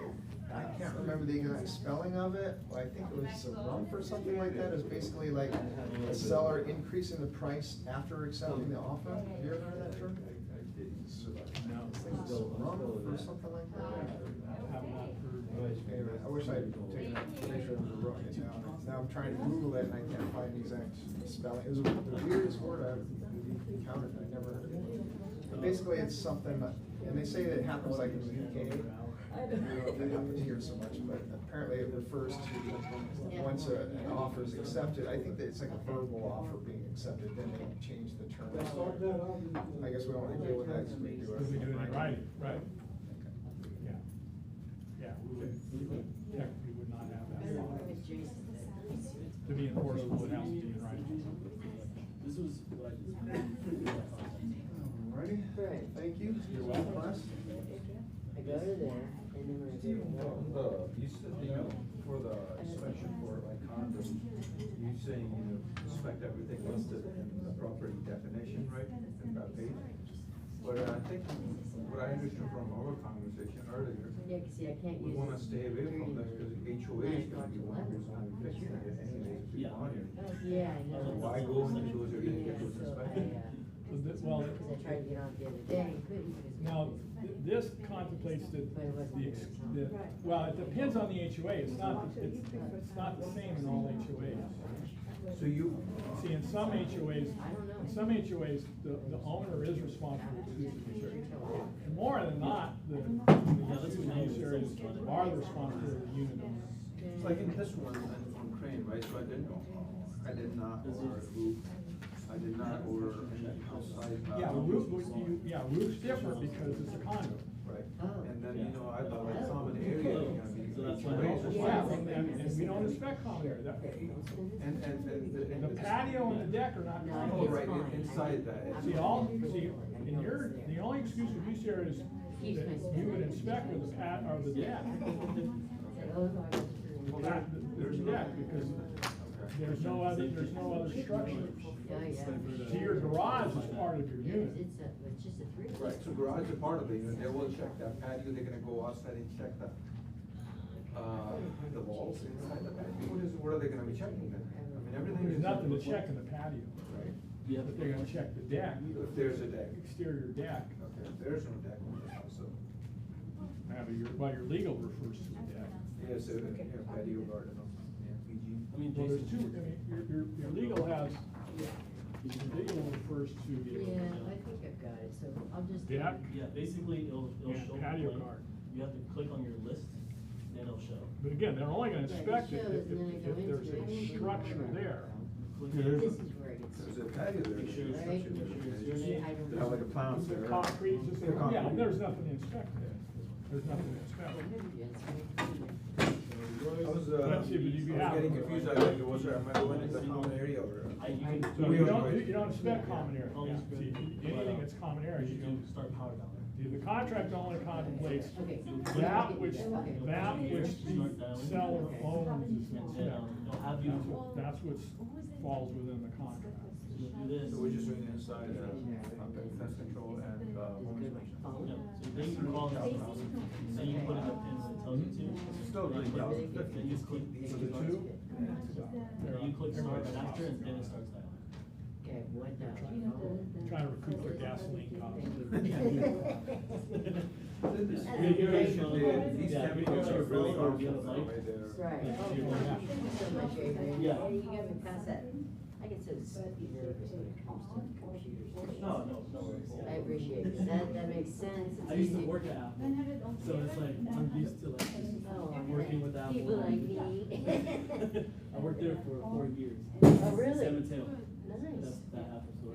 You don't see where you're safe. It's like, oh, I know where to go to That's now. not good. And on my phone, You don't see where you're safe is. I can't figure out how to do that. Don't tell anybody, okay? Everything that's in it's gonna be Thank 100%. Take care. Our neighbor, Chinese, someone broke in, broke the safe, someone, some hardened.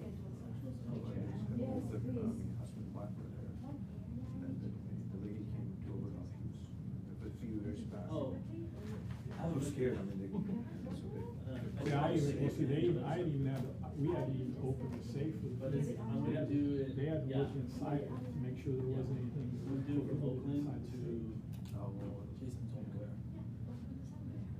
Yeah, the safe isn't my It's close personal to safe, you, so but- it's- Yeah. the contents It'll of the safe will be gone within the next couple months. It's not my, not I a. think they said it's best to go. I'm just saying. But these videos are going. It's like Monday is like the introduction. I see. I get your stuff. At All right. It's like 3 hours, 4 to 7. Thank you And so much, Tuesday and Steve. Wednesday, it starts at 8. You're very welcome. Thank you. Now have your lunch. Yeah, and I think Where do you go for the link? for the, oh, I think Jason sent out the emails. Are you a late lunch eater? Okay, see you later.